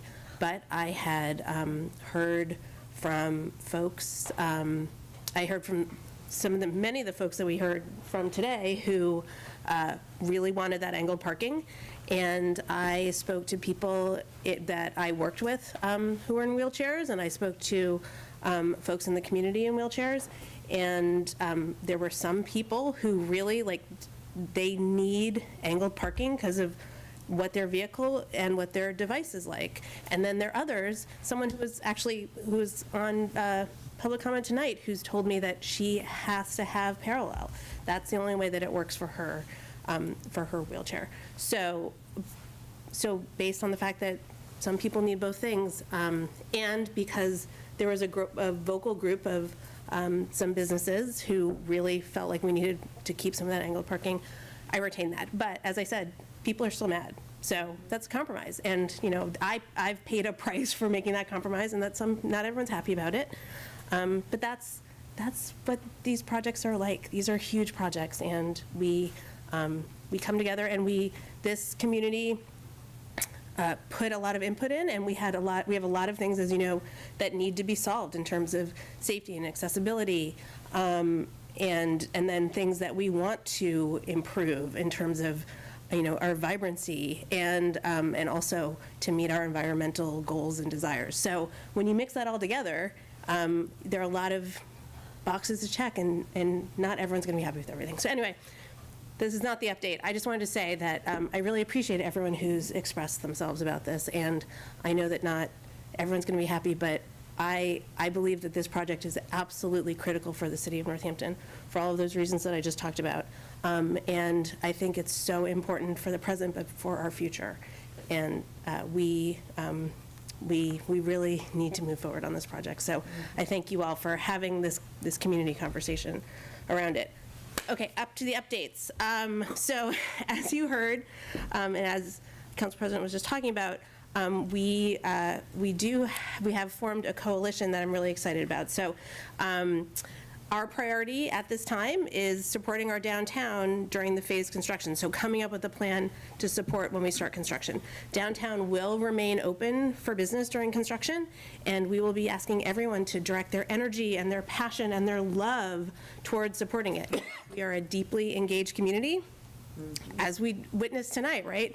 And we really believe in local independent businesses. And so I'm very happy that we have this coalition with the Greater Northampton Chamber of Commerce and with the Downtown Northampton Association to create a campaign of support for downtown. So I want to really thank Vince Jackson, the executive director of the Chamber, and Jillian Duclos, the interim executive director of the DNA, for their enthusiasm and their commitment to create a robust plan and campaign in partnership with the city. We've created a strong working group, and that's working on this campaign, and so I'll just quickly run down some of the things that we're already working on. Developing a communications strategy and plan for continuous communications channels between businesses, residents, and project teams. So this is about communicating about plans and the campaign leading up to construction, and then providing access to daily updates during construction, as well as sort of more broader view communications about timelines and phasing. But our goal is to have daily communications, so you'll be able to go on the website, or we're working out how, all the places where you'll be able to access that information, but you'll be able to see, this is where construction is right now, this is the travel ways, and that will be updated daily. We're also working on engagement tools like marketing and arts and entertainment programming and educational initiatives to draw visitors and locals to Main Street during the time. So this will include targeted campaigns of support, again, for each section during the phase that it's most critical, that's in its most critical phase of construction. But these are fun things to work on. And so, I hope everyone will get engaged, and we'd love to hear ideas.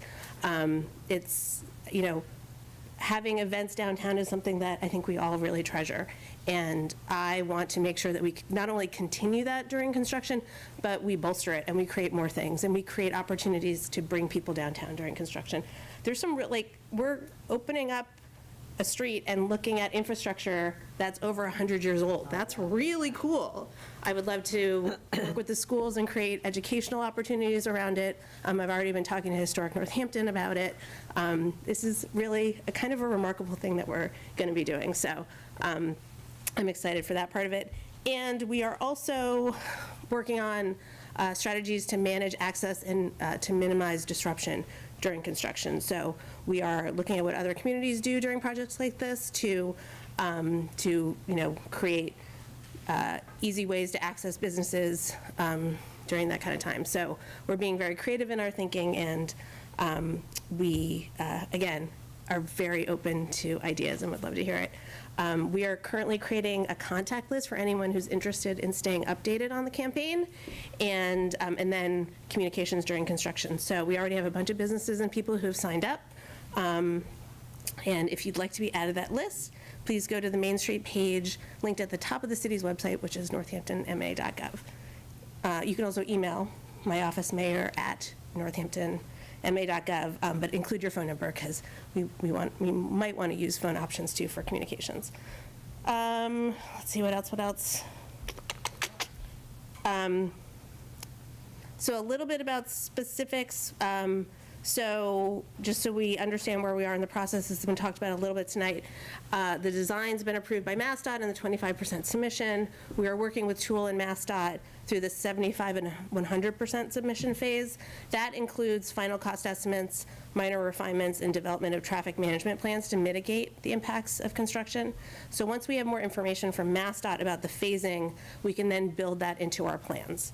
And we will be also building mitigation into the bid and the contract. And then Tool is our liaison with MassDOT, with MassDOT's team and the construction team, whoever's selected by the bid process. And they will serve to ensure that those mitigation interests that we've built into the contract are implemented. And moving on to parking, Director Nardi and I are also working with the city's parking leadership team to begin laying the framework to mitigate the impact of the worst of the construction. We're looking at providing free parking options in adjacent areas of Main Street during the most critical and impactful times of the project. This includes identifying closest locations on adjacent streets and artery roads, and in the garage to move accessible parking spots during that time. And the timing and locations will be identified, again, when we get more information from MassDOT. And we're also looking at communication tools around parking. So Park Mobile we've looked into, and Park Mobile can provide messages to folks about, like, parking's free in this section. So we'll look at how to use that, as well as using the garage parking electronic signs that we have around the city. So those are my updates. Thanks, I know it's late, but I wanted to make sure you all knew that. And then, sorry, Carolyn's here if anyone has any questions about, some of the things that were discussed tonight.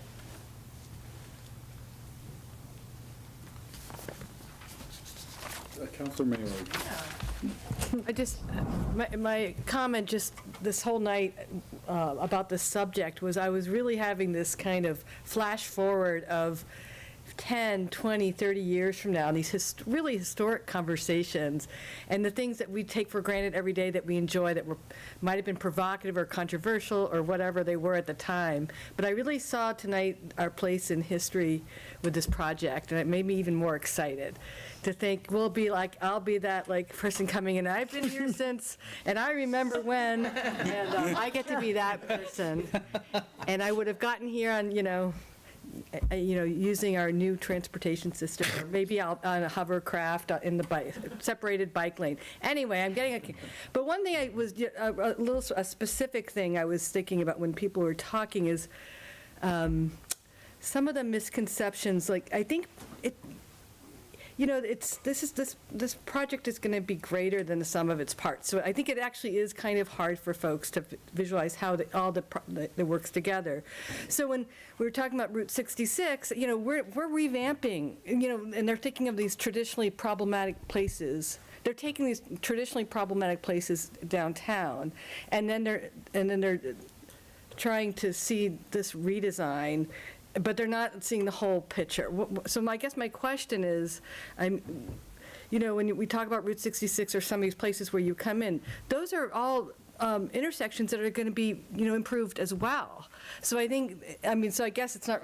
I guess I'm looking for you to validate that comment. I just think that they're thinking they're coming in and they're going to hit the old intersection and then deal with the new, places, but that's not so, is it? I tried to make it into a question. I see where you're going. Thank you. Yes, so the project starts at the intersection of 66 and Elm, just above State Street, Old South. And there's lots of geometry changing in those intersections. The basic issue, though, with geometry in Northampton is you've got 5 legs of intersections coming in a very close space there. And it's always been a complication in terms of making the signals work. So this project will address some issues, but it's not going to completely eliminate the fact that we've got 2 intersections coming down West and Elm, and then there's State with a zig and zag down to South Street. And so the improvements that will be made will improve the traffic coming out of downtown, out Elm Street, and all the other legs. One of those intersecting legs may see additional time of cars waiting to get through the signal, because it's just the fact that we've got 2 really tight intersections there with the odd angles of the streets coming in. So but it's all, has to be fine-tuned in the development of the signal timing for both of those signalized intersections. But there'll be dramatic changes on the ground at those places, narrowing the crosswalks, creating a different location for a crosswalk to allow actually more queuing down at the State South Street intersection, because that crosswalk will go away. Now there's that really long diagonal that some people take, so that's going away, which will allow some more cars to come in. So it's very complicated, so I don't want to oversell and say, oh my God, it's going to be the most amazing things. It's going to be different and it's going to improve, but there will always have to be trade-offs.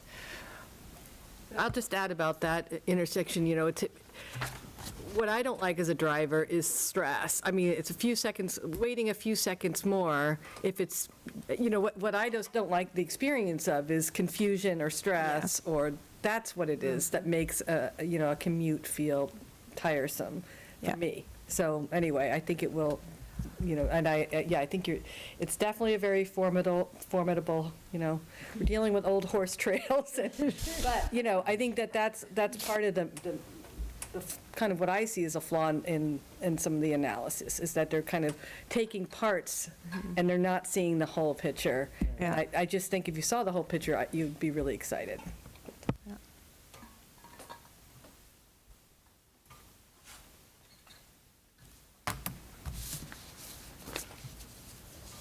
All right. Counselor Jarrett. Well, just really appreciate everyone's comments, and yeah, I think excited is where I'm landing. You know, I've been at times, especially in the years past, worried what kind of plan will we land on, but I'm really pleased with the plan, and I'm just excited to like I walk down Main Street now and I see it, you know, see what will change. Sort of have this superimposition of on as if I had like Google Glass or something. And so the kids don't know what that is.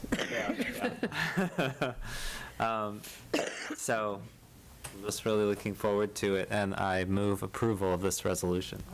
Second. Okay, motion made by Counselor Jarrett and seconded by Counselor Elkins. Any further discussion on this? Actually, I got something. I just want to say, I really want to thank the sponsors. This has been a great team, you know, the four of us, and also it's been really hard leaving the rest of you out, you know. It's like, all along, it's felt like, you know, if we could have 9 sponsors, we would do that. And I really appreciate that. So just want to thank everybody. I also want to just do a special shout out to Counselor Labarge, who has fielded some of the toughest concerns about this project. And she has stood tall, and she's worked hard to get information to her constituents, and that I've worked with her in the mayor's office, and that, you know, I'm not from Northampton, and the rest of us aren't, but Counselor Labarge is, and that for her to, you know, take this stand is tougher than the rest of us, and I just really appreciate that. It's very courageous, and I really appreciate your vote and your work on this. So thank you. Thank you very much. And the mayor. Yes. And my counselors. Any further discussion? Okay, can we voice vote this? Okay, all in favor, say aye. Aye. Aye, I said aye too. And any noes? Any abstentions? Okay, that item is passed. Do we need a break? Keep going? Keep going. All right, we're going to keep going. We know how to do this. This is an easy, you know, we're not going till 2. We might be out of here in 20 minutes or a half hour. All right, financial orders. Hold it. Yeah, that's where we are. We have item 23.397, in order to reprogram funds to the Ryan Road Heating Upgrade Project. This is in first reading. Thank you, Alex.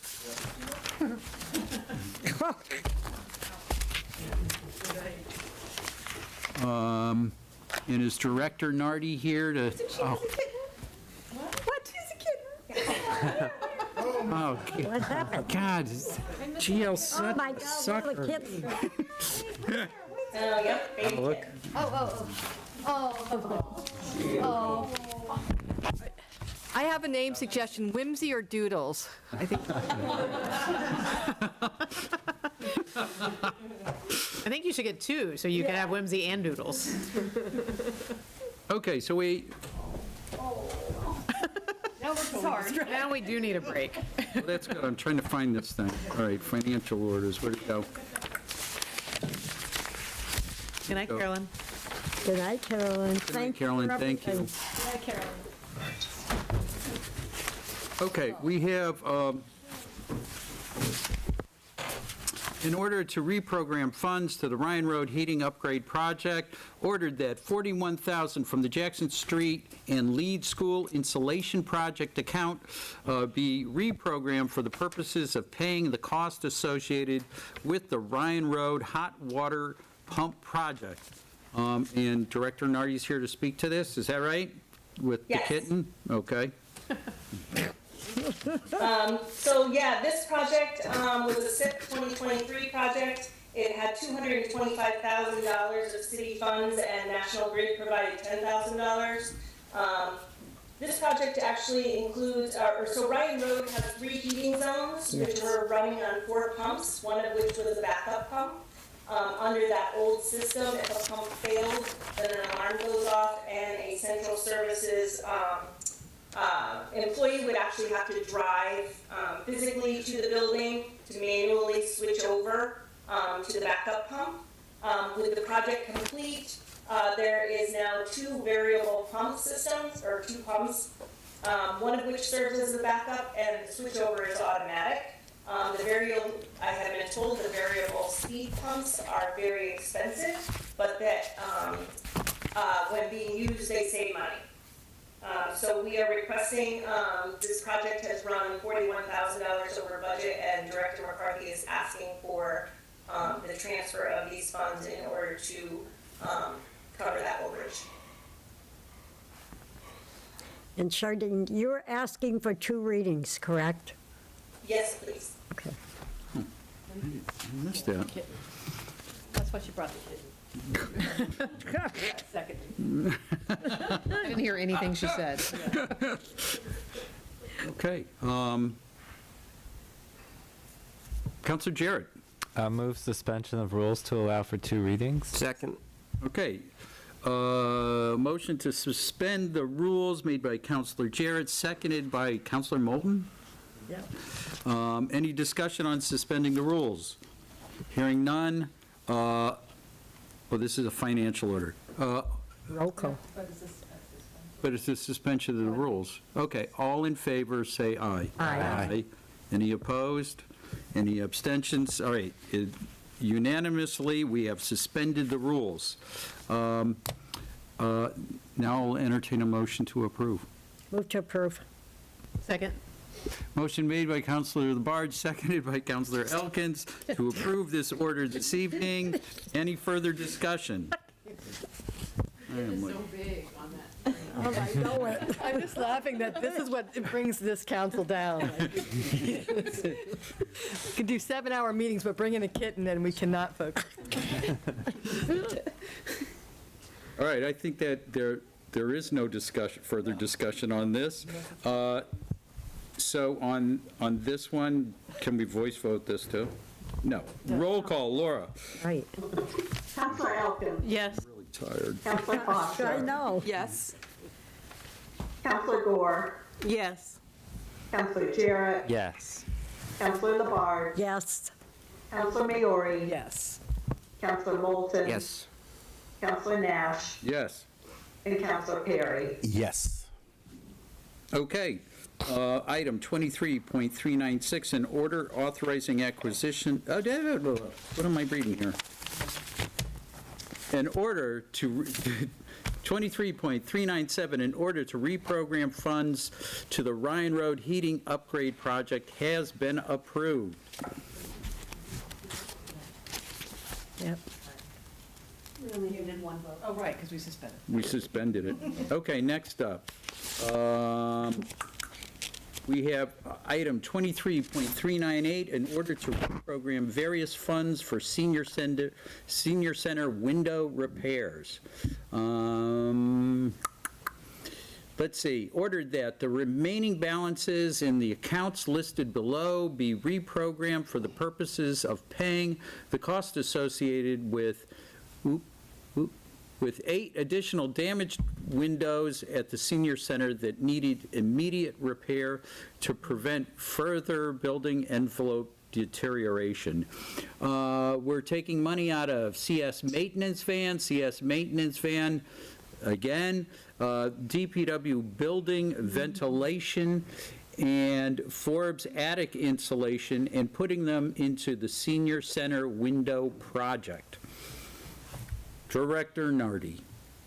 So yes, this project similarly has $100,000 in it to cover the cost of the window repair that I'm sure you've heard about for a while. They are running $28,000 over because during this work, they discovered 8 windows that weren't initially as part of the project. Those windows have been fixed to make sure that there's no longer any water damage occurring. In order to cover that, Director McCarthy has found $21,986 in projects that are already completed.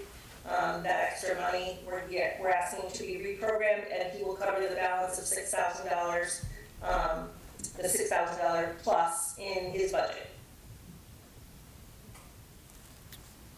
Okay. I'd like to suspend the rule. Second. Okay, motion made by Counselor Labarge, seconded by Counselor Jarrett to suspend the rules so we can approve this evening. Any further discussion on this? All in favor of suspending the rules, say aye. Aye. Any noes, any abstentions? All right, that passes unanimously. We can now consider, or we've suspended the rules. I will now entertain a motion to approve this item. Move to approve. Second.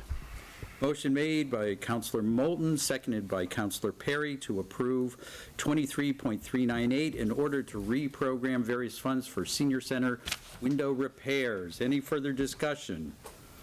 Hearing none. Laura, roll call, please. Counselor Foster. Yes. Counselor Gore. Yes. Counselor Jarrett. Yes. Counselor Labarge. Yes. Counselor Maori. Yes. Counselor Moulton. Yes. Counselor Nash. Yes. Counselor Perry. Yes. And Counselor Elkins. Yes. Okay, item 23.398, in order to reprogram various funds for senior center window repairs, has been approved. Next up is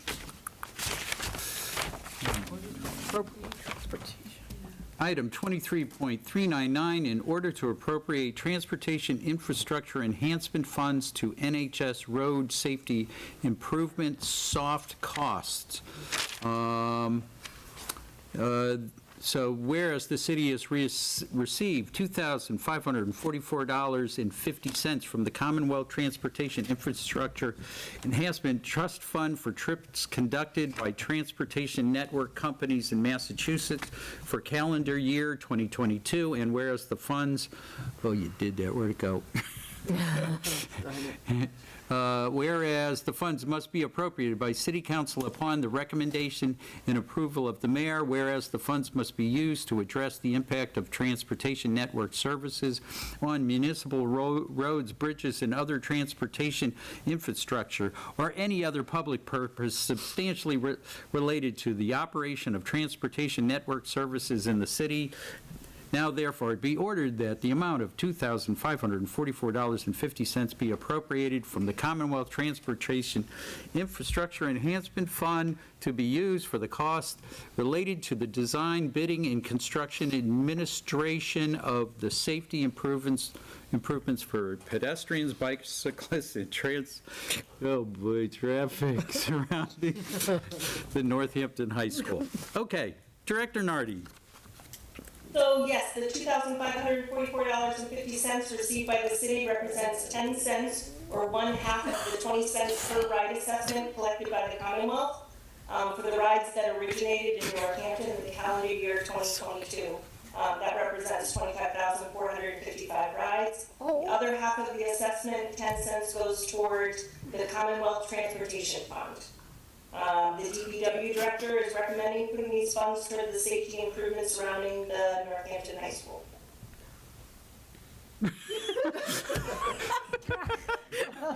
Oh yeah, he's a big baby. Charlene? It's a pretty adorable picture. Wait, I'm sorry. I have I'll to. bring him to all my financial orders. I'm sorry. I have to do. That's so precious. Oh, he is so cute. He is so cute. It's precious. Okay, thank you. Okay. Oh, All right, there's no request for a second reading? No. Okay. All right. So this is a financial order, and we can send it to the consent agenda or send it to finance. send it to the consent agenda. Oh, Alex. You had a Director Nardi, how does this amount we're taking in compare to previous years? So actually, I have a list. So in 2017, we brought in $6,157, $8,000 in 2018, $9,000 in 2019, and then it dropped in 2020. Excuse me, in 2020 it was $9,000. That was for the 2020 calendar year rise, and then in FY 2021 it dropped down to 2,300, and then in 23 we brought in 1,100, so we're going back up. So we really it was as high as $9,000 and as low as $1,000. Yeah. Great, thank you. And I think Councilor Labarge has a motion to make. Yes. I'd like to make a motion to place it on the consent agenda. Second. Okay, motion made by Councilor Labarge, seconded by Councilor Jarrett, to put this item on the consent agenda at our next meeting. Any discussion on that? Councilor Foster.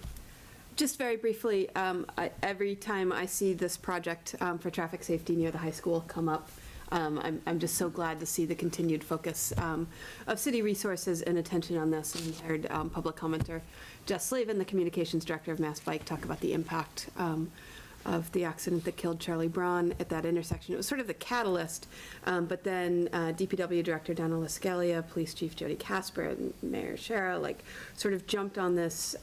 There's been a lot of effort and thought and work toward improving, the kind of quick improvements we can make now, as well as longer term picture. And so I just wanted to take the moment to once again say I'm glad for all of the actions that have been taken so far, and the continued attention toward this intersection as we go forward is really important. Yeah.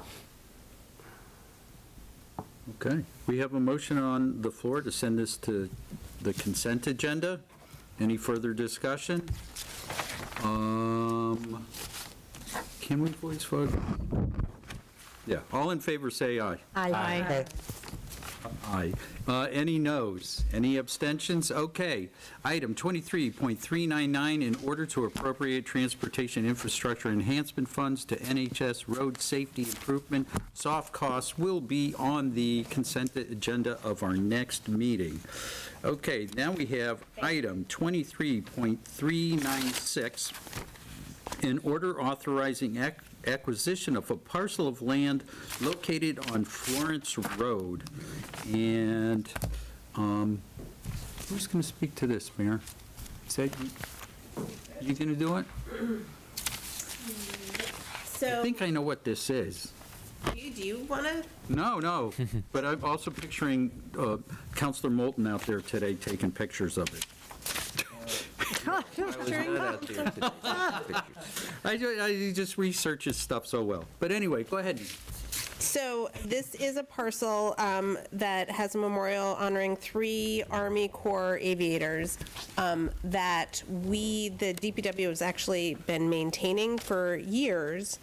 And I think I have to go back and read through this again. I think we thought we owned it, and then turns out we didn't, but now we have the opportunity to acquire it. We have been maintaining it, and we would like to maintain this memorial. So this is an opportunity to take to have this property come from the estate of Mr. Duke. Councilor Labarge Yeah, and Councilor Maori. I talked with Attorney Seawald yesterday, and I am disclosing that I was involved in the original acquisition of the aviators memorial parcel and that my husband, Richard LaBarge, donated his professional surveyor services in the preparation of the plan. I have been advised by the city solicitor that I do not have a conflict in this matter, and I feel that I can be objective in my consideration of this measure. And my husband also went into the Army in the beginning of the Vietnam War, and being the counselor in Ward 6 with the Adams family and their farm, they had told me about the 3 servicemen that crashed on their property. I never even knew about that, living in here. And they actually showed me the site, and the engine of the airplane is still in the ground on the side of the house because it hit the side of the house where the kitchen is. So I couldn't believe it because I never heard anybody talk about it. And the 3 men had died right on that property. So I went to Bob Callahan, who was then the veterans agent here in the city, and told him about it. And he had a tremendous amount, because of being in the Navy and so forth, of connections. And he then went to George and Richard Adams and his other brother and talked with them about that site and how about moving and doing some kind of a memorial over there. So Bob had called me, and I formed a group of people, quite a bit, in the city who have served our country, and also people who wanted to help. So we moved on. I talked with John Lennon, who was the director of the metal fabrication department at Smith Folk, and told him, I said, this is what I need to do. My heart was set on it, knowing that there was 3 people that died on that property. So it took John and I, quite a while to decide what we would do with the plane being a C-54 memorial. So he designed it with all the students in the metal fabrication at Smith Vocational. Absolutely beautiful, beautiful. And the sad story is, like with Bob Callahan, and he had introduced us to Linda, who was from Long Meadow, and her job in the service was to locate people who have died in crashes and so forth like that all through the countries. She was very helpful. Once the memorial monument was completed, we had people donating all over the place. You know, plaques going in the middle of different branches of service and that. We decided to do a huge, huge fundraiser and to bring the families, fly them in, and also get them a hotel to stay with their children, whatever. There was one daughter. Her mother was pregnant for her, and she never saw her father at all. And she was honored, crying there, of seeing that monument with her father's name on it. And they actually walked her to the side of the house where the engine of the airplane is still buried in there. You know, it was such an honor of getting the people to come here. Some came from Germany and all over the place. It was beautiful. Oh my goodness, Councilor Barge, thank you so much for sharing all of that history. And I didn't realize your involvement with this. Oh, yeah. It was just absolutely beautiful. Thank you. Mary Ford at that time, you know, she said, Counselor, she said, this is unbelievable. I mean, just doing that day of the memorial and flying in the families and then meeting the daughter that never saw her dad, but saw the monument with his name on it. Wow. Well, thank you. So this acquisition will ensure that that monument will remain and it will be maintained by the city. So it's well worth this for us to move on because that property has special meanings to it.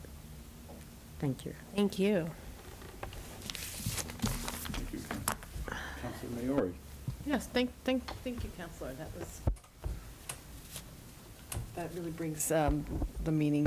Go over and take a look at it. Yeah, no, I It's amazing. passed it, but now I did not know that history, so I really appreciate it. My husband Richard did the one up in Leeds for you, too. Oh, yeah, that was beautiful. He does it all over the place. That's wonderful. For people who've served our country. Wow, every time I pass it, I'll think of your story, so thank you. I was just so that's a sizable swath of land, but, so is this acquisition for just where is it really about the memorial, Yes. Okay, yes, so it's not that's- about the land? No. Right. No, just that area. Yeah, it's a pretty small. It's small, okay. Yes. I'm trying to see if it says. Yeah. It is, It's like 2,000 square feet or something. Oh, okay. Yeah, I was just curious because it's really on that big swath of, I guess that's an old airfield. It's a what? That's why there's that.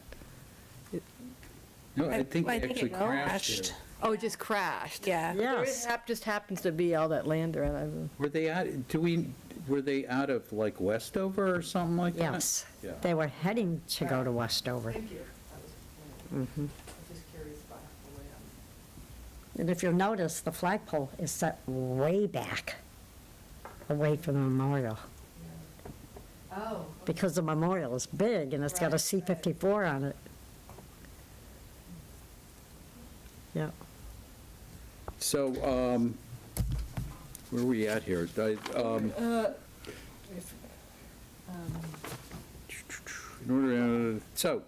This is in order. This is in first reading. This item will appear on our next agenda. I make a motion to move to the consent agenda.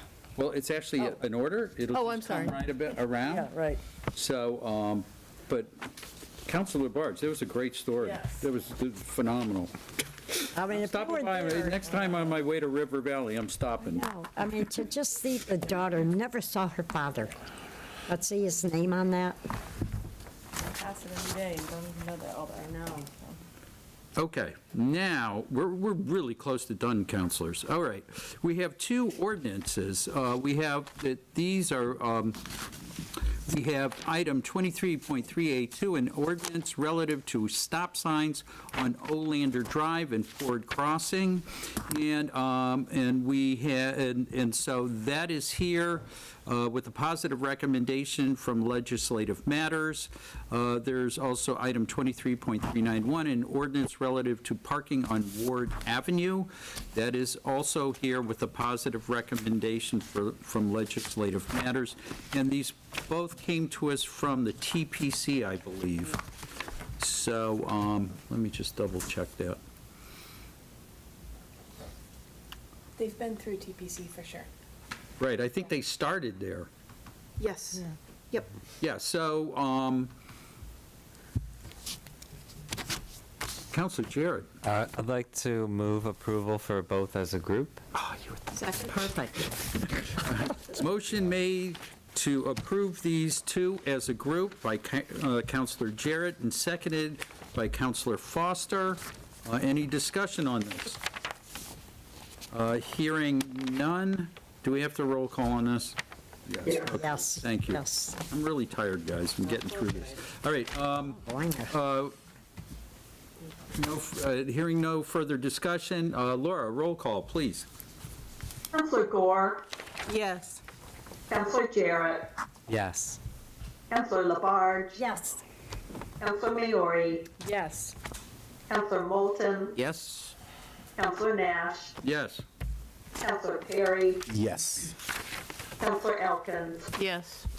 and Counselor Foster. Yes. Okay, both those items, 23.382 and 23.391, have been approved on second reading, and that, we are down to the bottom of the agenda for adjourning. Move to adjourn. Second. Motion made by Counselor Foster, seconded by Counselor Elkins to adjourn. Wait. Something?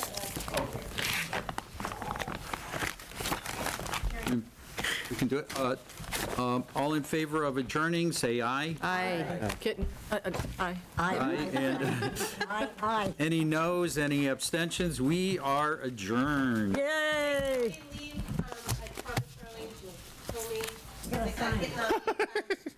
Everyone needs to sign the tax classification application.